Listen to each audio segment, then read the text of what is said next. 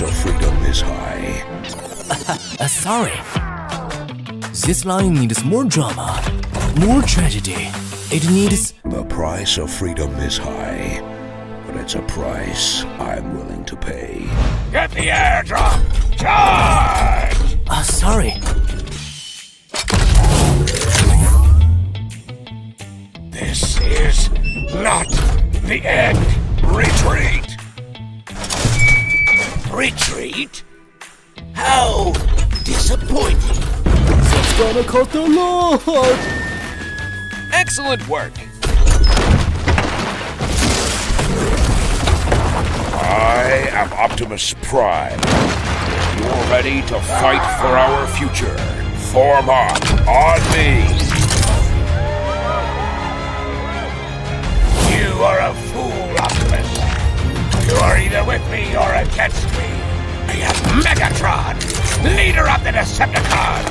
This ends now, Megatron. One shall stand, one shall fall.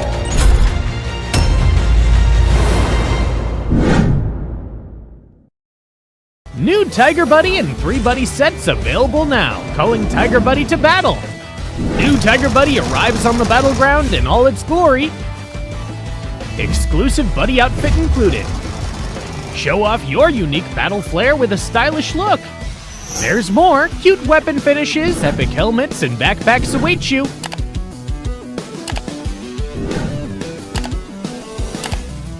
Sign up for the home face-off now. Join the event for a chance to get the mythic Shadowclaw Buddy set. Buddy coins received from the Ola Buddy Lucky Spin don't expire. They can be used in the next Ola Buddy event. Collect the Fierce Tiger Buddy now.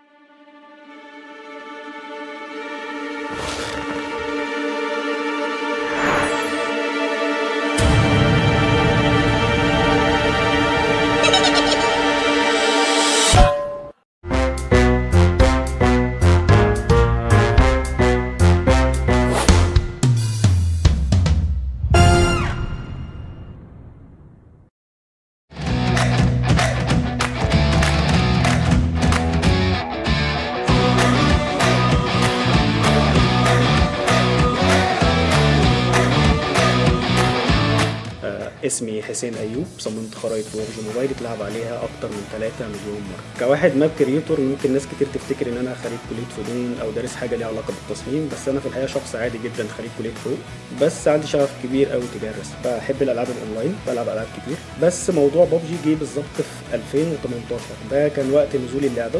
ممكن ناس كتير ما تصدقش اللي هقوله، بس أنا اللي عرفني على اللعبة ده كان مديري في الشغل. فضلت ألعب ببجي موبايل كهواية كجيمر عادي لحد 2023، ومن بعدها دخلت مجال التصميم. أنا كنت وما زلت واخد الموضوع كهواية، ما كنتش أعرف إن ببجي بتعمل مسابقات للمصممين وإن في جوائز وإن الموضوع كبير قوي كده. في 2023 بالأخص اكتشفت إن أنا أقدر أقدم إن أنا أبقى مصمم. أنا عموما صممت خرائط كتير في ببجي اتلعب عليها أكتر كتوتالي 3,700,000. الخريطة اللي عندي اللي مشهورة قوي اللي هي اسكيب اوف ذا سبمارين، هي اللي خدت ترافيك جامد الفترة اللي فاتت أول ما عملتها، ودي كنت عملتها داخل غواصة في المحيط، وهي كانت على هيئة بازلز كده اللاعبين يلعبوها. وممكن مفهوم الواو داخل ببجي موبايل ده غير فكرة اللعب داخل ببجي موبايل نفسها بسبب الأفكار الجديدة اللي المصممين بيطبقوها. اولا مود واو بيسمح لي ان انا اصمم اي حاجه انا حاببها، اي حاجه تيجي في بالي داخل مساحه معينه بابجي موبايل بتوفرها. خليني شايف ان هم واخدين الموضوع بشكل جدي واحترافي شويه. طبعا الموضوع محمس جدا، وانت كمصمم تقدر يبقى ليك عائد مادي منه ممتاز، وتقدر توصله ان هو يبقى احترافي، خصوصا في وجود مسابقات وجوائز كتير بابجي بتقدمها باستمرار. انا اول ما بدات ما كنتش اعرف ان في مسابقات ولا في جوائز ولا الكلام ده كله. انا كنت داخل بدافع حب للي انا بعمله، والموضوع مشي معايا وده خلاني مرتبط بشغل تاني جنب شغل. بس لو ده شغفك كمل وراه، اكيد هيبقى ليه مرضى. زي ما قلت قبل كده ان العائد المادي بالنسبه للمصممين كويس جدا، وانت مش شرط تبقى فرد لوحدك عشان تكسب. يعني في مسابقات اتعمل مسابقه قبل كده جماعيه، والجائزه بتتقسم على كل التيم اللي شارك في المسابقه دي. بنصح اي مصمم جديد ان هو يستمر ما يزهقش. الموضوع عايز حد حابب التصميم شويه، لان الموضوع يطلب منه جهد ووقت كبير. مقابل كل ده هتكسب صيت وجوائز وعائد مادي، وده هيديك دافع انك تستمر.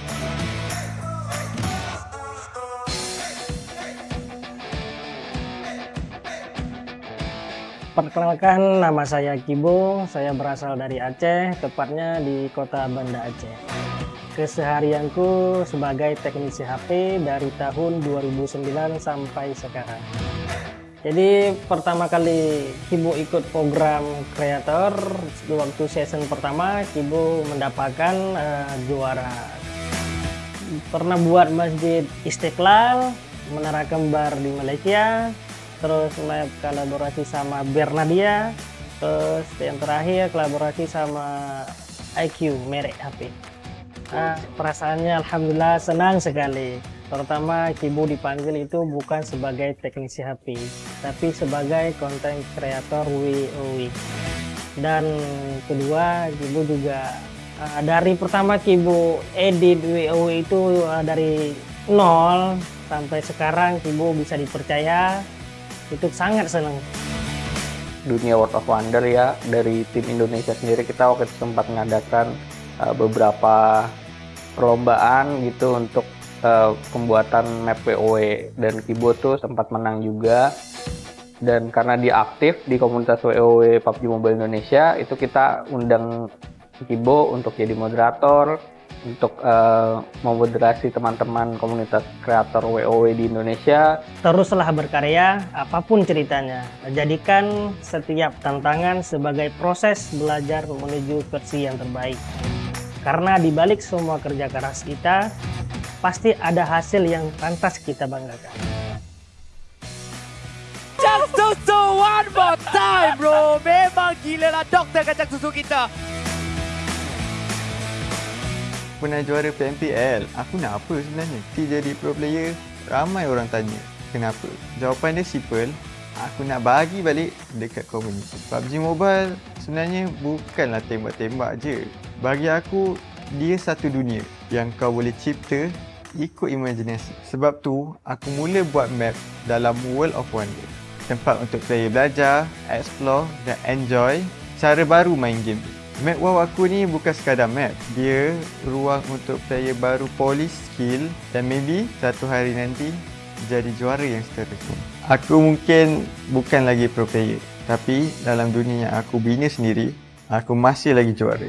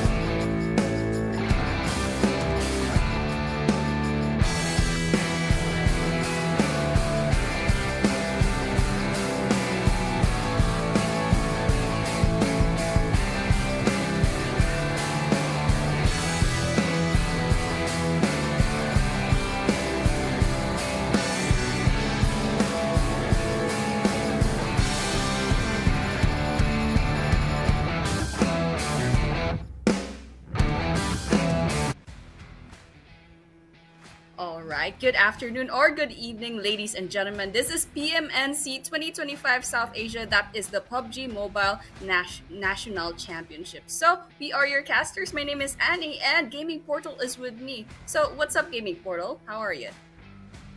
Well, thank you so much for the welcome, and I'm good. I hope so you're good too, and the audience with us, they are good as well. And yes, as you just mentioned, we are about to kick off the PUBG Mobile National Championship South Asia, Day 3 of the playoffs.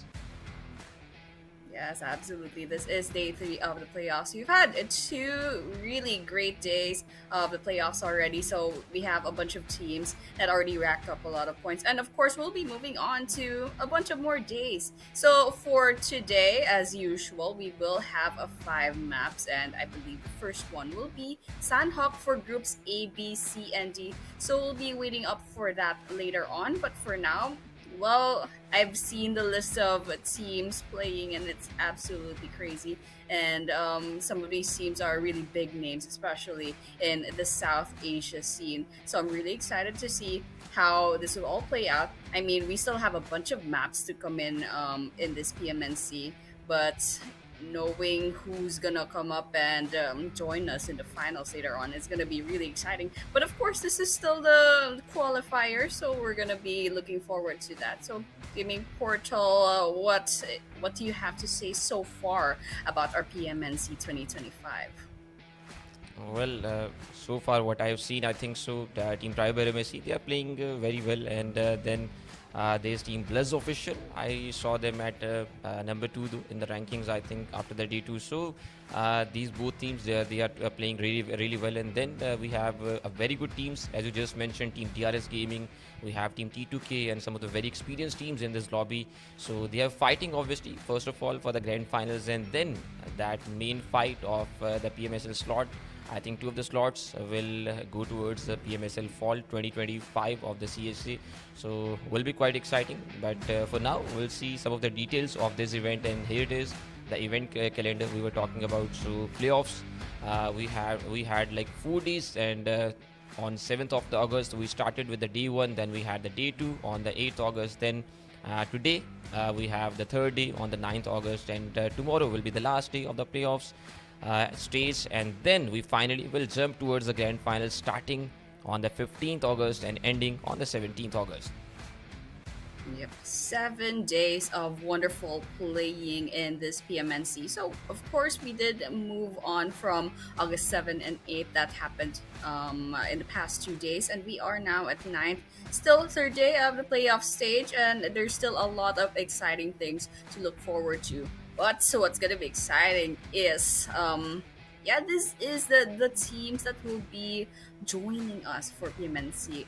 Once again, we have top 12 teams in the 2025 PMNC Nepal, with the top 4 teams in the 2025 PMNC Maldives, and the top 4 teams in South Asia WC. So we'll be seeing the South Asia playoffs with 20 teams from 3 regional PMNCs. We saw which teams are going to be taken from which country. And of course, we'll be moving on to the 2025 PMNC South Asia Fall Grand Finals. That is 16 teams, but only 1 winner. So this is going to be really exciting. And this is still day 3 of the playoffs. So we're still in the middle of the playoffs. There's not that much of pressure for the qualifying teams yet, but they do have to work a little bit extra hard since they only have 2 days left to kind of qualify for the grand finals. And yes, this is the point system. Of course, the winner chicken dinner is still 10 points, and so on with the placement points, and each elimination once again is 1 point. So pretty standard. Second place with 6 points, third place with 5 points, fourth place with 4 points, fifth place with 3 points, sixth place with 2 points, 7th to 8th and 1, and everyone below the 9th rank will not be getting any points. So gaming portal, this is the prize pool distribution. Yes, and for the prize pool distribution, we have $2,500 for the champions. Runners up will get $1,500 USD, and then the third team will get $1,000. Fourth place will get $800 USD, and then fifth place you will get $700 USD.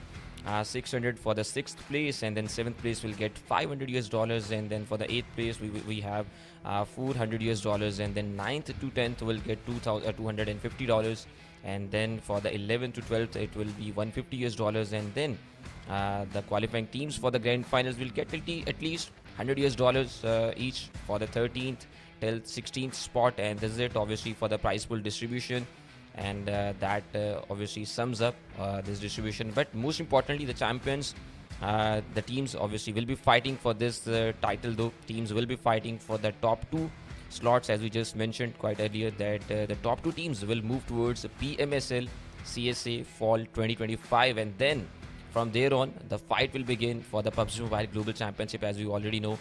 But let's take a look at the group distribution. So far we have for the teams, so group A, B, C, D, E are in front of us, and in the group A we have team Tribe AEROMACY, then we have team BAGH ESPORTS, Real Savages, and team ANTEIKU in the group A.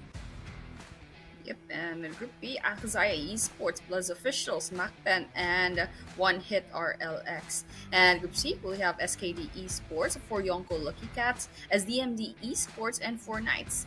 Group T has 4 Death Machines, T2K Esports, and eventually. And while we're looking at the overall standings, I mean, this is a 2 languages, so I guess the Nepali is like moving forward already. But yeah, this is the overall standings. This is post day 2, and it looks like Tribe AEROMACY has 113 points. But BLUZZ Officials trails just 2nd place at 90. So that's about 23 points difference. And well, Hidden Leaf Esports 77 points, and so on with our favorite teams. So I think we have an idea who are in the vying to qualify for the grand finals. I mean, I'm just looking at the names.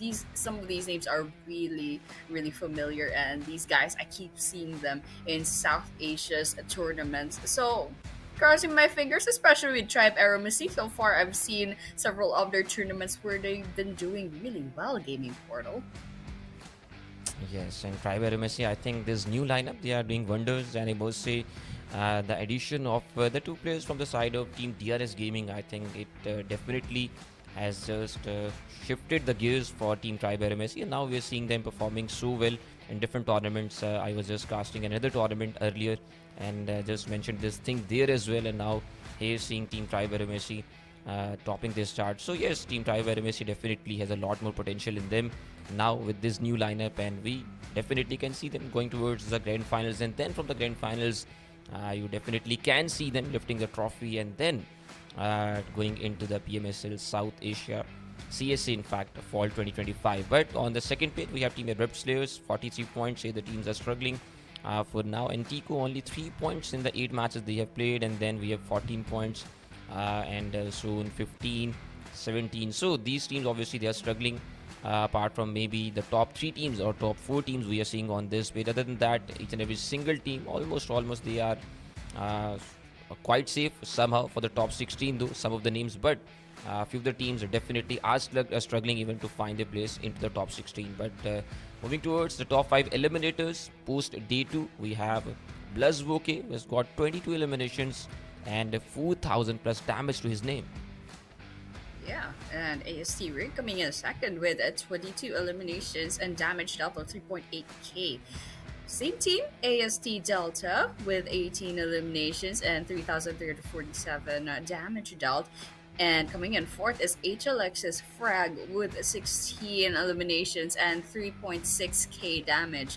And number 5, HLX, still, they have, I forgot how many eliminations, but it's still pretty impressive. This is the head-to-head between BLUZZ's YONKO and AST Rig. That is 22 total eliminations each, but the knocks just a little bit to the side of Rig with 24, and the average damage goes on to the side of BLUZZ's YONKO with 501.3. Average survival time just a little bit more with the Rig, and throwables used, there's a lot in YONKO. That's 91 whole throwables used, and AST Rig has 34. So we can expect BLUZZ's YONKO probably really likes making their man-made red zones absolutely insane head-to-head statistics. And yeah, this is the day's map schedule. As I said, never mind. Miramar is the first map rather, and that is match number 1 with A, B, C, and D groups playing up against each other in 1800 GMT 545. So well, I think that's just gonna be in a minute or so. We're gonna be seeing our Miramar map with the groups A, B, C, and D, and I cannot wait for it, Gaming Portal. Definitely, we can't wait for the first match, and the first match is about to kick off. And as you just mentioned, we will see some of the groups. In fact, in each match, we will see one group missing out, and just moving towards the end of the day, you will see Group A finishing the day after the match 4, and in the match 5 we will see B, C, D, E groups, and so you can see Group E will miss the first game, and then Group D will miss the second match though, and then in the third match you will see Group C missing out, and then in the fourth match though you will see Group B missing out. So this is the match schedule for today matches, and we are about to see the match 1. But again, the participating teams for the first match, I think so, are right in front of us. So you can see these are the teams: Team AT, Team AST, Team BAGH, Team RS, AKZ, Team One Hit, and then we can see Team BLUZZ, Team MAKPEN, and Team MAKPEN, in fact, Team 4DM, Team ASL, ABRUPT Slayers, Team NAVE, Team T2K, Team SDMZ, SKD, 4YLC, and Team 4K. So these are the teams with which we are going to start the day, and let's see first match what's about to happen in the first match. And even in Miramar, I think it's a great start considering that we normally kick off the day with the Sanhok. So we are actually seeing Miramar, and Miramar obviously comes with a lot of challenges for the teams, and you see rotations, you see a lot of the usage of vehicles, and you see no covers whatsoever for the team. So definitely a challenge waiting for the teams to start the day 3.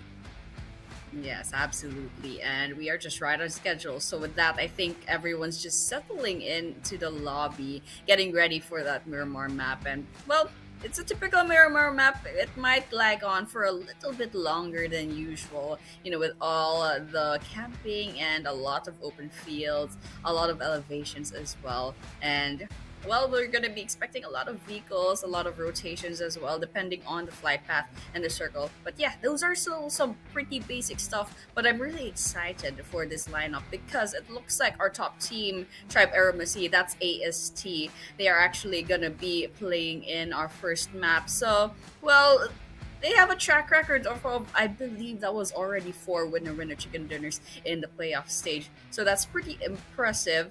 Let's see if we can see them get their 5th winner chicken dinner in this first map. That would definitely set a really good tone for day number 3's playoffs. But still, it's still possible that there are some other teams that will be coming up getting the winner chicken dinner set, especially in Miramar. And it looks like we will be starting with Miramar in about 8 seconds, and well, everyone's just gonna settle in the lobby, and they're gonna be preparing where they're gonna land and take off. So, well, this is our this is our day number 3, map number 1, Miramar, ladies and gentlemen. Playoffs day 3 with groups A, B, C, and D, and we will be seeing that flight path really soon. So that's basically from the east to the west. A pretty equal amount of space between the north and the south. So I think these teams will have a pretty good time choosing where the drop off points are going to be. Definitely, and it's going to be yes, a good plane path for the teams. You can glide towards the areas you want, and we may see some of the drop clashes as well. And I would just love to see if we have 1 or 2 drop clashes. But again, it's playoffs day 3. 50% of the matches are already done and dusted, and the teams they definitely will have some new strategies in their minds, and they are going to apply those strategies today, and hopefully it works for them, because considering we just saw some teams struggling on the points table, and a team in fact with only 3 points in 8 matches, I think that was just too bad obviously for them. So let's hope for the comeback from this side. But seeing the plane path, you can see the teams they have almost just landed on the drop spots, and on the El Puzo side you will see 2 or 3 of the teams gliding as well, and then finally the plane will fade away, and it will just end its path though. But the circle, it will include Chumasera, Minas del Valle, and then we can see Los Leones, a big city, a mini map in Miramar itself. So Los Leones definitely will bring a lot of action when the teams will come towards this side though. But for now we don't see any fight, and team 4 Knights right in front of us with the vehicles, players going towards the compounds, and obviously the loot process will start, and a normal match just has begun for us. But right close to team 4K, I can see another team. I think they can be a contestation in the time to come. So 4 Knights, you just have to be careful while looting these compounds one by one. And Knight Venom, he's quite safe for now though, but his teammates, just look at this area. It will be team MAKPEN quite close to team 4 Knights, and as they will be looting, definitely there will come a point when both sides will definitely collide, and we can see the first knockout, the first elimination coming from this side. Yep, that's definitely possible, but it looks like these 2 teams, that's MAKPEN and a 4K, doesn't seem that they're kind of engaging just yet. So they're taking their time looting the place, getting resources, which is a pretty smart, considering since if you're gonna take this engagement so early on, you're gonna be going into battle with perhaps handguns, maybe even frying pans and knives. But well, these guys are taking their time, and they're not really running into each other yet. So either they don't have much information, or they just kind of want to play safe for now and go and get those resources instead of going guns blazing against each other. So right now, in our perspective, we are watching MAKPEN looting the place up, and there's a 4K towards their east to northeastern side. And so with that, well, they're kind of just freely going around between buildings. Perhaps they don't have much information yet. I don't know if they know that there's another team nearby, because they look pretty they look pretty carefree. But yeah, that was pretty fun for their side. And we do see that there's a leaderboards towards our right side, and there's some teams that have taken damage, perhaps just fall damage, nothing crazy. It doesn't seem that anything's popping up in the kill feed anyway. So well, it's a quiet early game. Doesn't look like we have any early game engagements. We still have 16 teams and 64 players, so no casualties within the first 4 minutes of this Miramar map, which is, well, everyone's playing safe, but that is a pretty big prize pool, so I understand that everyone wants to get this right. Of course, and each and every single team, obviously, they are playing for that top 16 spot at least. At least they are playing for the hash 16, and you can clearly see that the team 80, they have been struggling, as I just mentioned earlier. Team 80, they just need good games, and not only 1, 2 or 3, maybe they will need a whole good day, and then they can come towards the top 16 ranking, and we can expect from them that they can close on the date 4 in the top 16 teams. So let's see what happens to them though. But for team 1 hit, we can see they are looting these compounds as well. For AKAZAYA, we can see the same thing as well. So yes, it's a normal match happening for now, and there's no fight whatsoever, no drop clashes, no early contestations, and even we saw some teams that they were quite close to each other, but again, no early signs of fights from their sides, and they just want good loot, and then maybe we can see them going into some fights with the circle closing up into the next stage, or maybe you can see them saying goodbye to each other, and after some time they will come closer, and then towards the last circles we will have some fights as well. But definitely the fights have to happen. It has to be somebody, it has to be some team who has to take the shots and who just has to connect the shots even as well. So we are still waiting for it. But Team ABRUPT Slayers versus Team AEROMACY, it can be this fight too. And Team AEROMACY, I think they have no idea whatsoever. And Reg, he just went for that thing though, which he shouldn't had done. But again, ABRUPT Slayers, they just caught Team AEROMACY. This surprise, and Team AEROMACY, good for them though. Reg, he is not finished yet, and he will get the revival. Ooh, that was crazy. That came out of nowhere. And yeah, AEROMACY, at least they have a rig still needing that revive. But all the while, I think 4K as well as MAKPEN, they kind of went against each other now. I just saw something popping up in the kill feed, but I don't think that was a finisher yet. Oh yeah, there we got it. 4K, 1 elimination. So there's a 1 casualty just now with AEROMACY and ASL, with ASL losing 1 player and MAKPEN losing 1 player to 4K. So I think these guys know that there's another team nearby. So you can see they're not going around carelessly anymore. They're not being carefree anymore. MAKPEN definitely heightened their attention right now because they already lost Yeti, and so with that they're down to 3 players. So it's just gonna be a little bit hard, a smidge, just a little bit hard against everyone else with still a full man, a 4-team squad. So that's, well, they are gonna be waiting inside of these buildings, but well, they will be forced to move because the blue zone is gonna be moving in, and they are a whole 1,448 kilometers away from the circle. So well, it's gonna be messy. So these 2 teams, 4K and MAKPEN, will definitely have to keep them moving, and only one team's gonna survive out of that, depending on the situation. But yeah, it looks like BLUZZ Official and ASD to kind of just move past each other. And there's another team nearby, so there are 3 whole squads within this area. Let's see if there will be an engagement, because so far it doesn't seem to be moving into an engagement just yet. Yes, as for now, no such engagement, but for Team BLUZZ officials, finally there are shots being fired at XC, and I think it will be the team from the behind shooting at this vehicle, but still no such signs of a knockout or some engagement between Team BLUZZ officials and that team. But for Team BLUZZ officials, they have something in mind, and that is, I believe, that they should focus on the compound holding, and then they can just pick and choose for the fights they want to have in the match, and just look at the fight.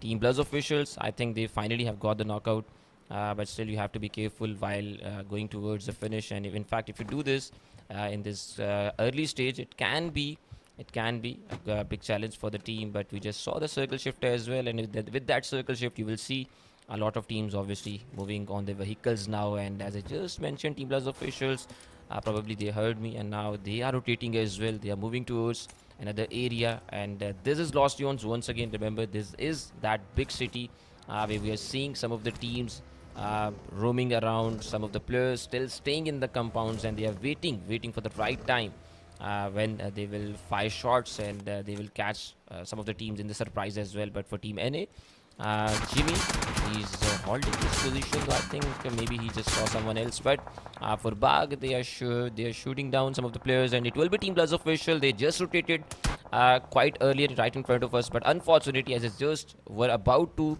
start their rotations, or just had to stop towards the compound. But unfortunately, they lost 2 of their main players now, and Zyro Sir, TMG, no more in the match.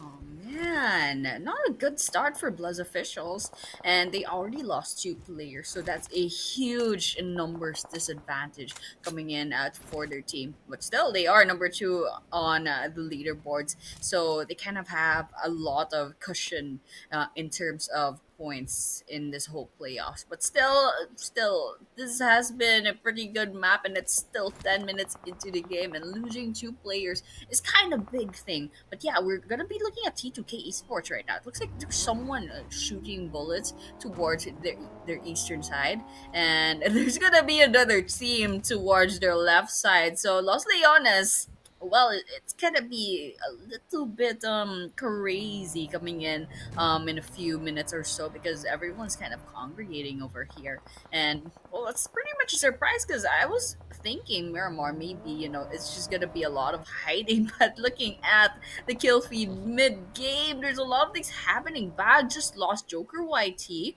and that's a finisher on their side. Oh, 4YLC is in trouble. You have 2 eliminations, but Zoro needs reviving. Bybin is already back in the lobby, and the one after the other just looks like there's things popping up in the kill feed. The grenades coming in by BAGH and 4YLC. They're kind of stuck within the 3rd or 4th floor of this building, while BAGH is kind of down in the ground floor needing that revive. So well, let's see what 4YONKO Lucky Cat is going to be doing about that. They definitely have some information. They know that there's someone in the ground floor, but they do have the height advantage. Grenades coming in. Nothing popping up in the kill feed. Lots of explosions, and it looks like they've decided to hold their ground on the top floor instead of going down and kind of taking this fight really aggressively. They're just playing it safe. Well, quite interesting for now, and it has to be obviously BAGH Esports who have the disadvantage in this fight. But for team FUVY-LC, it's an advantageous fight though, and the players are just waiting for the right time. Just look at Fearless holding the top floor, and then we can see Zuru close to him as well, and then we can see Punk as well with the shotgun in the hand. We saw some of the nades popping out there as well, and then quite unfortunate for both the teams that the nades could not just get connected, and then you still are seeing this fight. So it's a 2v3 situation. Team BAGH Esports, they have to get these 3 points if they want to stay in the match, or if they want to go towards the top spot as well, because currently they are standing at #6 and they have 56 points before this match, and now they have 3, so 59 points in total though. But for the other team, FUVY-LC, they are close to them in the point standing as well, and these both teams, you can say, they are fighting for the top 5 for now, and the elimination of one obviously will open the gates for the other to jump and then go towards the top 5. But Extreme, again, no sign whatsoever for the fight, or in fact you can say to go or rush towards the players. But from the side of Team FUVY-LC, now you can see some Molotovs, some of the grenades spammed on the sides, and on both the sides in fact, and Team BAGH. Again, another nade coming towards this side, but I think it's outside. No such damage will be done. Yes, no damage whatsoever, but on the very outside, you can see the damage has been done on the side of Team FUVY-LC, and Fearless is low in HP. Once again, another Molotov comes up, and this time it will be Extreme, who's low in HP. He's close to getting knocked out, and finally he goes down, and Team BAGH in trouble though, but hit fighting back. EX went down. He has to take 2 of the players down if he wants to stay in the game, but unfortunate, I don't think so.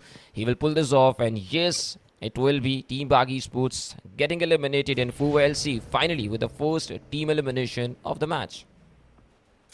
That was our first elimination, but it's not over yet. Looks like ANTEIKU is gonna be going up against ASL. So this is an open field, no buildings whatsoever. Ooh, one down on the side of AT. That's Aku going down. Shafu very low on health. Still out in the open. Yep, that's pretty much a knockdown on their side. So we're just down to Cloud and Codeine on the side of ANTEIKU. This is gonna be a little bit hard, because it's gonna be pretty hard to go ahead and get these revives for their players, because they're so out in the open, and there's gonna be a third party coming in.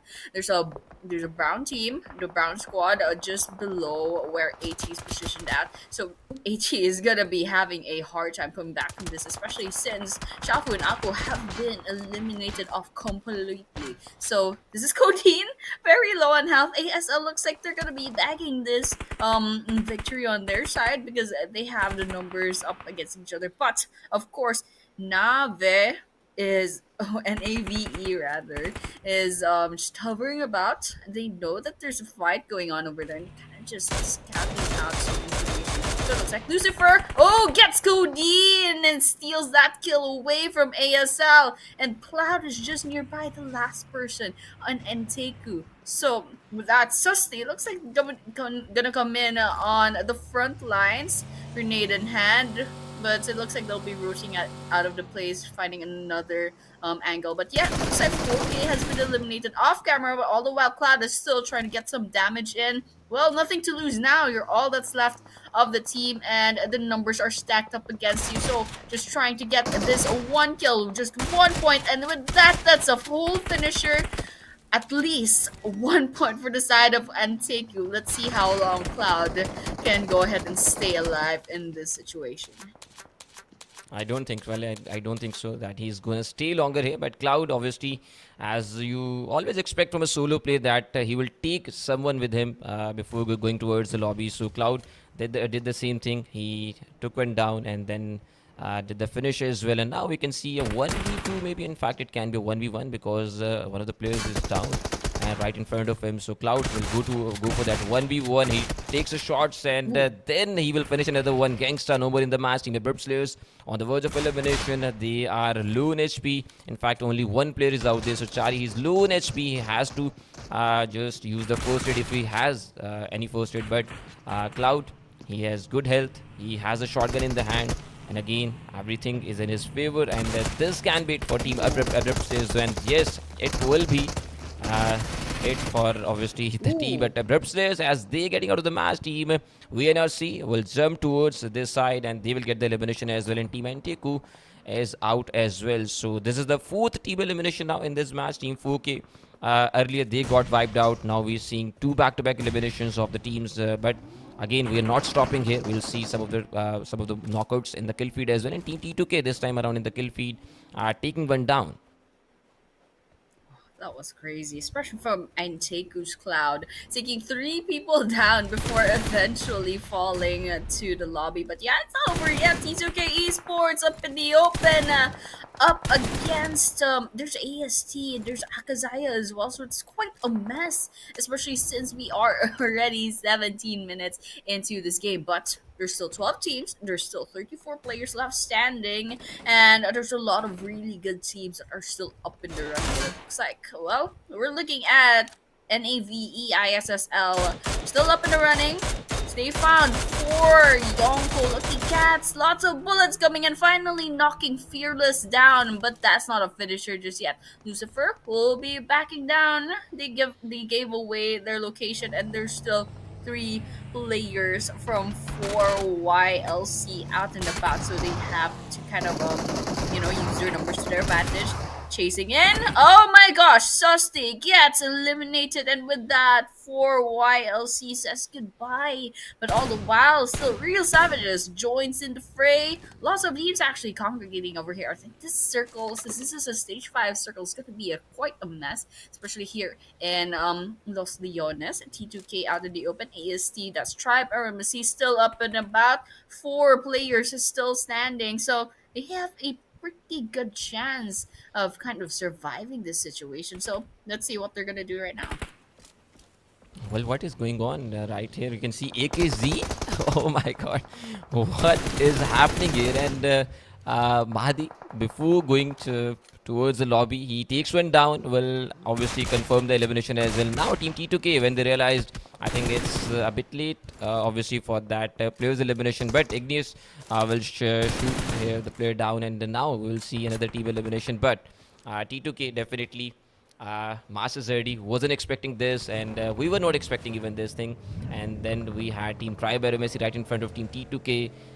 We had the other players surrounding the team AKZ's last player, and still he just manages to take one down and then run away on the vehicle. But unfortunately, being unlucky, he just got caught and finally eliminated from the match as well. But for Team SKD, Himson the last man standing, and again he gets taken down, he gets eliminated. Another team elimination, back-to-back eliminations, and for now it looks like we are just close to the match ending, and we can see more and more fights, more and more team engagements, as you normally expect, obviously, when you are into the later part of this of the game, though.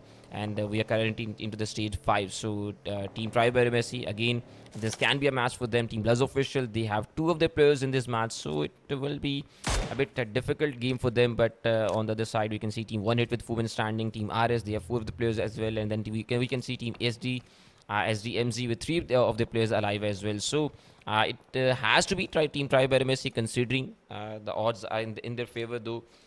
They have good eliminations to begin the last circle fights, and even considering the players, so each and every single thing, again, it's favoring them. And if they win this match, if they take the lead, then it will be quite impossible, I think so, for Team BLUZZ official again to catch them for that #1. Almost making it impossible for Team T2K as well to catch this lead on this current day. Obviously, day 4 has to be another day for the teams to catch the lead then. But considering Team Tribe AEROMACY in this form, obviously, it is looking like they are actually not going to be taken down from that #1. But talking about Team RS, they have 4 of the players alive. We can see Jiggle, Jord, he was firing some shots. Maybe he just found one player, but then you just have to wait for the right time. At this point in time, you just can't give away your locations, and if you do so, you will pay a heavy price for this. And Team RS, Real Savages, 1 more second, and finally, yes, we will see them right at the edge of the circle. Yes, absolutely. So we're kind of just watching out now. Well, we're gonna be seeing the last few minutes of the game, so lots of things are gonna be happening. In the kill feed hit, it looks like they lost one player. That, yeah, one hit just lost one player, so they're down to 3 last players. The position over here, a little bit far from everyone else, but still they have the elevation, so pretty good sniping for it for them. But Tribe AEROMACY stayed in the open field and still managed to keep their 4-man squad alive, so that's pretty good. Despite I mean, like, that's considering the fact that they've taken so many engagement against so many teams. They still held their ground, and they're still ranked #1, and they still have a 4-man team 22 minutes into the game. So that's just talking about the track record so far in the playoffs. So it's just quite amazing, and there's still a really good chance that, yeah, they might be able to get this winner. But BLUZZ officials are still in the game for YONKO. Oh, 1 down on the side of BLUZZ officials. Walkie is still alive, but once Walkie's down, it's gonna be over for BLUZZ officials. Looks like Axie got finished off, and yep, there we have it. Eliminated off is BLUZZ officials by the hands of YONKO Lucky Cat. But on the other hand, Fearless is the last one standing, but they had a good run. They have 10 whole eliminations, and that's pretty impressive. And, well, at least Fearless is still alive, but once Fearless goes down, then that's pretty much the end for their team. So let's just watch how everyone else is gonna play out. Of course, we will have to see, though. But for Team Real Savages, once again, they have 5 eliminations to their side, and we can see a perfect squad that has to finish this match for themselves. But Team RS will finish another team elimination, and it was expected. It obviously was expected, going towards the last stages. And as just mentioned earlier, that we are in the stage 6 now. We have to wait for the right time for the fight between Team AST and Team Real Savages. Probably the fight to decide the winner second takers of this match, #1 on the day 3 playoffs. And then it can be Team SDMZ, Team T2K with a surprise for us, that they may bounce on the opportunity of the fight between Team Tribe AEROMACY and Team Real Savages. And then with that third party, they can take maybe both of the teams down, they can take maybe one of the teams down, and then you can expect a comeback. And that comeback can help Team T2K as well to get themselves close to the top 2, and then move slowly towards the #1 as well. So it's all about the points. Team Tribe AEROMACY trying to make more and more lead points for themselves. Team T2K trying to cover up the lead, and then from the bottom side, Team SDMZ fighting for the survival and fighting for that top 16 spot that they just have to make sure to get themselves into the grand finals. But RS, what they are doing, Dada, I think he He's just trying his level best to get on top of the roof, but unfortunately, he's not able to do so. I hope so. He just will do that thing. But talking about Walker, he has to make some space for the other players to come inside the circle, and this is the main thing. This has to be the main objective of Team Real Savages now. But the next circle, it's going to be quite crucial. Currently, RS, they are inside the circle, but you can see that the other teams, majority of the players, majority of the teams, they are not inside the circle. And as this circle, as this timer will get closer to 0, we will see many of the teams rotating, and then that will cause so much chaos. And there you go, Team T2K versus Team 4YLC. And in this fight, Fearless takes one down. He can finish Igneous, but Rules OG, you have to make sure that your teammate doesn't get wiped out. But yes, Rules OG with the grenade in the hand, he will throw it towards Fearless, but unfortunately he's still standing. Fearless versus Rules OG. It's a 1-1 situation with the pre-fire on the side of Rules OG. Does the damage and finally will deliver the headshot, and it will be it for Team 4YLC. Nobody in the match, and Team T2K surviving. Yeah, finally is the right word. Finally shutting down for YONKO. That's absolutely crazy. Fearless still alive after so long. But yeah, that was our top 5 team. Now we're down to 4 teams left, and the 13 players left standing, and one of those teams is still AST. That's Tribe AEROMACY still up in the running, and they have a full squad. There's still, after all this time, still a full squad despite taking so many fights against other teams. But yeah, coming in second and still alive, still up in the running teams. That's T2K with the 2 players still standing, and they have a pretty good chance of trying to go up against BLUZZ, especially since BLUZZ has already been finished off in this one map. This just gives them an opportunity to go ahead and climb some more points. But yeah, SDMZ is still alive as well. And Real Savages, that's RS, they kind of still have a 4-man team doing really well, by the way, with 7 eliminations already, and trying to look for their potential 8th. They did spot SDMZ. So Crosshairs out, try to see if they can find some pickoffs, but it looks like SDMZ has a really good angle. Oh, Zayu's taking a lot of damage, but on the other hand, Rig gets a shot at as well. But yeah, we are moving on to the Stage 8 circle. This is gonna be really fun. Oh, Naim gets taken out by the play zone. So that's gonna be that's gonna need a revive eventually. But yeah, this is a little bit hard just looking at the map. So ASC is being favored by that circle, by the play zone, and everyone else will have to go ahead and get inside the circle, go rotate inside the circle. It's gonna be a little bit hard, especially with Tribe AEROMACY having a pretty good spot. They have pretty good positioning. And so with that, Rig with the crosshairs out, try to spot SDMZ, but unfortunately they won't be finding that information yet. And so it's gonna be a waiting game. We're already almost 28 minutes into this Miramar map, and we're gonna be closing into stage 9 in a few minutes. So this better be finishing off already, because T2K gets knocked down 1 player and 1 left, and it's gonna be goodbye for them. Yes, and Team SDMZ, Naim, he gets taken down, and again Jiggle with the shots, trying to take another one down, but unfortunately unable to connect the shots. But there you go, Naim gets finished, but Rig with the shots with a surprise on the side of Jiggle, and I think Jiggle wasn't ready for this though. He just got himself caught in the surprise. But Team Tribe AEROMACY, as mentioned many times, they are the contenders obviously that you just have to fight against, and you just have to finish them if you want to win the match. But Team SDMZ, they won't be able to do it, and they get eliminated from the match. Team AST's Rig will get the finish. He goes to 2 eliminations. Delta with the 4 eliminations, and again this I think has been the game changer for the side of Team Tribe AEROMACY. The addition of these 2 players in this team in the recent time has turned the tables, and now we are seeing them dominating. And then you're seeing the change in performance as well for the side of Team DRS as well, that DRS somehow just testing the new players, and there is obviously a clear change, a clear difference in the point table as well. But for Team Tribe AEROMACY, once again back to them, Team Real Savages versus Team Tribe AEROMACY, fight for the winner second dinner. But Rig, it looks like he won't actually give a chance to his opponents, and once again takes another kill. Elimination after an elimination, and Team AST closing up on this winner second dinner now. But T2K Rules OG Shots are fired on him though. He's low in HP, but using the first aid, Real Savages, they're in trouble as well. Walker, he has been eliminated though, and some of the nades are being used, nades thrown away, and nades are actually connecting as well. I think some of the damage will be done, and there you go, Delta with that nade. He does the damage, and Dada, he's knocked out. We are down to a 1v1 situation, but Team T2K out of this equation now. We are down to a 4v1 fight, and Team Tribe AEROMACY, without giving a single chance, they will take the winner second dinner.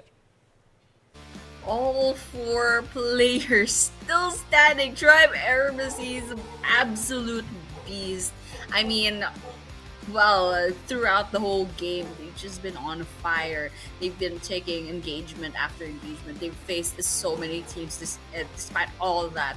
Despite all that, there's still a 4-man team in the end, and they catch that winner chicken dinner for this day number 3's first map. So that's a really good omen. It's a really good start for this day number 3's playoffs, and well, Tribe AEROMACY, absolutely crazy. They pulled out their best roster, their best team members for this PMNC South Asia, and you can just see the proof of that on the leaderboards. They're the only team so far to have crossed the 3-digit mark on teams, and well, we're taking a look at some of the highlights right now, and well, pretty amazing seeing these 16 teams go up against each other. But in the end, there will only be one surviving team, and that would be Tribe AEROMACY in this Miramar map, in this day number 3 map number 1. So yeah, congratulations once again to ASC, racking up a lot of points. That's a 10 whole eliminations with damage of 3.1k and 9 knocks. So these are their individual team stats. There's Delta with 5 eliminations, a Rig with 3 eliminations, Yante with 1, and Zayo with 1. So that's Yante with a damage dealt of 1,421 and just 1 elimination. Insane. So, well, we can kind of expect what happened over there. Yep, I think he was quite unlucky, and obviously with the 1,400 plus damage, you're getting 1 elimination. So this is unfair, obviously. But again, team winner second dinner for the side of Team Tribe AEROMACY. That I think is the thing that matters the most. So moving towards the match summary, 54 total eliminations in this match, 11,195 total healings, 0 vehicle eliminations, 59 knockouts, 379 meters longest elimination distance for 9 from the side of Team SDMZ, 1 airdrop looted in this match, total 11 headshots, and then 167 throwables were used in this match. And we saw some of the grenades in the last stages as well. In the last moments when Team Tribe AEROMACY used the grenades towards Team Real Savages, they took 1 or 2 players down, and then finally managed to eliminate Team Real Savages as well. So definitely throwables playing a huge role in this match. But talking about the match standing, Team Tribe AEROMACY once again leading the chart. Real Savages has 2 with 15 points, 4 by LC, a good match for them as well. They dominated this match actually, and while exiting the game a bit earlier on the hashtag 5, I guess, so team still managed to get 13 points. So those are the points racked up by the teams in this first match. And yeah, Tribe AEROMACY still the only team that managed to cross the 100-point mark, and that's actually 133 whole points. That's a huge gap between rank number 1 and rank number 2. And get this, guys, the only goal right now for the playoffs is to qualify for the grand finals. And Tribe AEROMACY is not having any of that. They want to dominate, and that's exactly what they're doing. But I think the real battle here is maybe 3 and 4 with only a 1-point lead for Hidden Leaf. And well, Hidden Leaf, I don't believe that they've joined this game. So let's see what will happen in the next map. But yeah, those were pretty much the standings after the first map of the day. And here we have the rest of the teams ranked 11 to 20. So well, it looks like ANTEIKU is still at the bottom with 6 points, and well, it's gonna have they're gonna have to go ahead and try to work a little bit harder to kind of catch up to everyone else. But yeah, those are pretty much the leaderboards that kind of got updated after match number 1. And yes, this is the top 5 eliminations so far. ASC Rig with 25 eliminations and etc. It looks like it was Ninja with the 16 eliminations from HLX. That's at number 5, and yeah, number 4 is a Frag. And so with that, well, that was the end of our map number 1. 1 with the winner chicken dinner of Tribe AEROMACY. Still up in top number 1 in the leaderboards with 133 points. So, well, that was pretty fun, and I really love what Tribe AEROMACY is doing right now. They have a really strong lineup, and they have a really good strategies as well, and they're just going up against the other 19 teams in this playoffs really well. So, well, do you have any other final thoughts about this match number 1 gaming portal? I think nothing much, but yes, Team Tribe AEROMACY, they have dominated this match as well, and they actually are dominating this lobby. And it looks like if the things go in this fashion, we obviously will see Team Tribe AEROMACY probably being the champions of this PMNC South Asia Fall 2025. But again, it's too early to say though. It's just the playoff stage. We will see the grand finals. Things will definitely change. But for now, we will take a very short break. Don't go anywhere else. We'll be right back after this short break.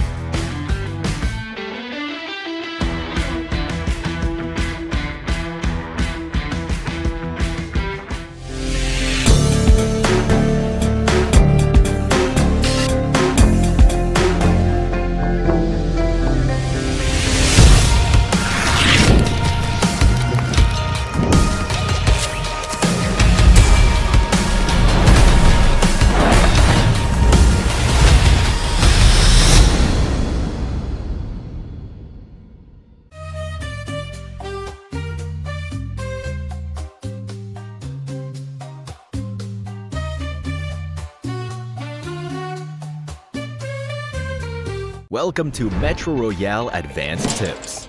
In this video, we'll be going over some underrated Metro Royale tips. In Metro Royale, these little techniques can help us gain the upper hand in battle. Let me give you a few tips. Number 1, gear selection. When you're short on Metro cash, you should prioritize high-quality ammo over a high-quality firearm, because in battle, the damage output of a high-quality firearm paired with low-quality ammo is lower than that of a low-quality firearm paired with high-quality ammo. Number 2, target boss weaknesses. Some Metro Royale bosses have weaknesses, such as the bosses at Missile Silo and Armory Outpost on the Arctic Base, Advanced Map. They carry 2 liquid nitrogen tanks on their back. Destroying these tanks stuns them, making them easier to defeat. Number 3, tactical mines. As you all know, approaching a tactical mine will set off an explosion that blinds you or unleashes poison. However, if you discover an enemy tactical mine in advance, you can fire at it to destroy it. On the other hand, when it comes to using tactical mines, you want to place them where the enemy is guaranteed to walk. Even if they discover the mine, the shot they fire to destroy the mine will alert you of their approach. Number 4, minecart tip. When using a minecart solo, the fastest speed you can reach is 43 kilometers per hour. When you have a teammate with you, you can ride the minecart together and achieve even higher speeds. Number 5, climbing tip. If you're ambushed by enemies while climbing a ladder, tap the jump button to land back on the ground for a quick retaliation and avoid getting caught out mid-climb. Metro Royale has even more secrets, such as destructible lights, which can dim the environment. There's still much more to discover. That's all for this Metro Royale guide. See you next time.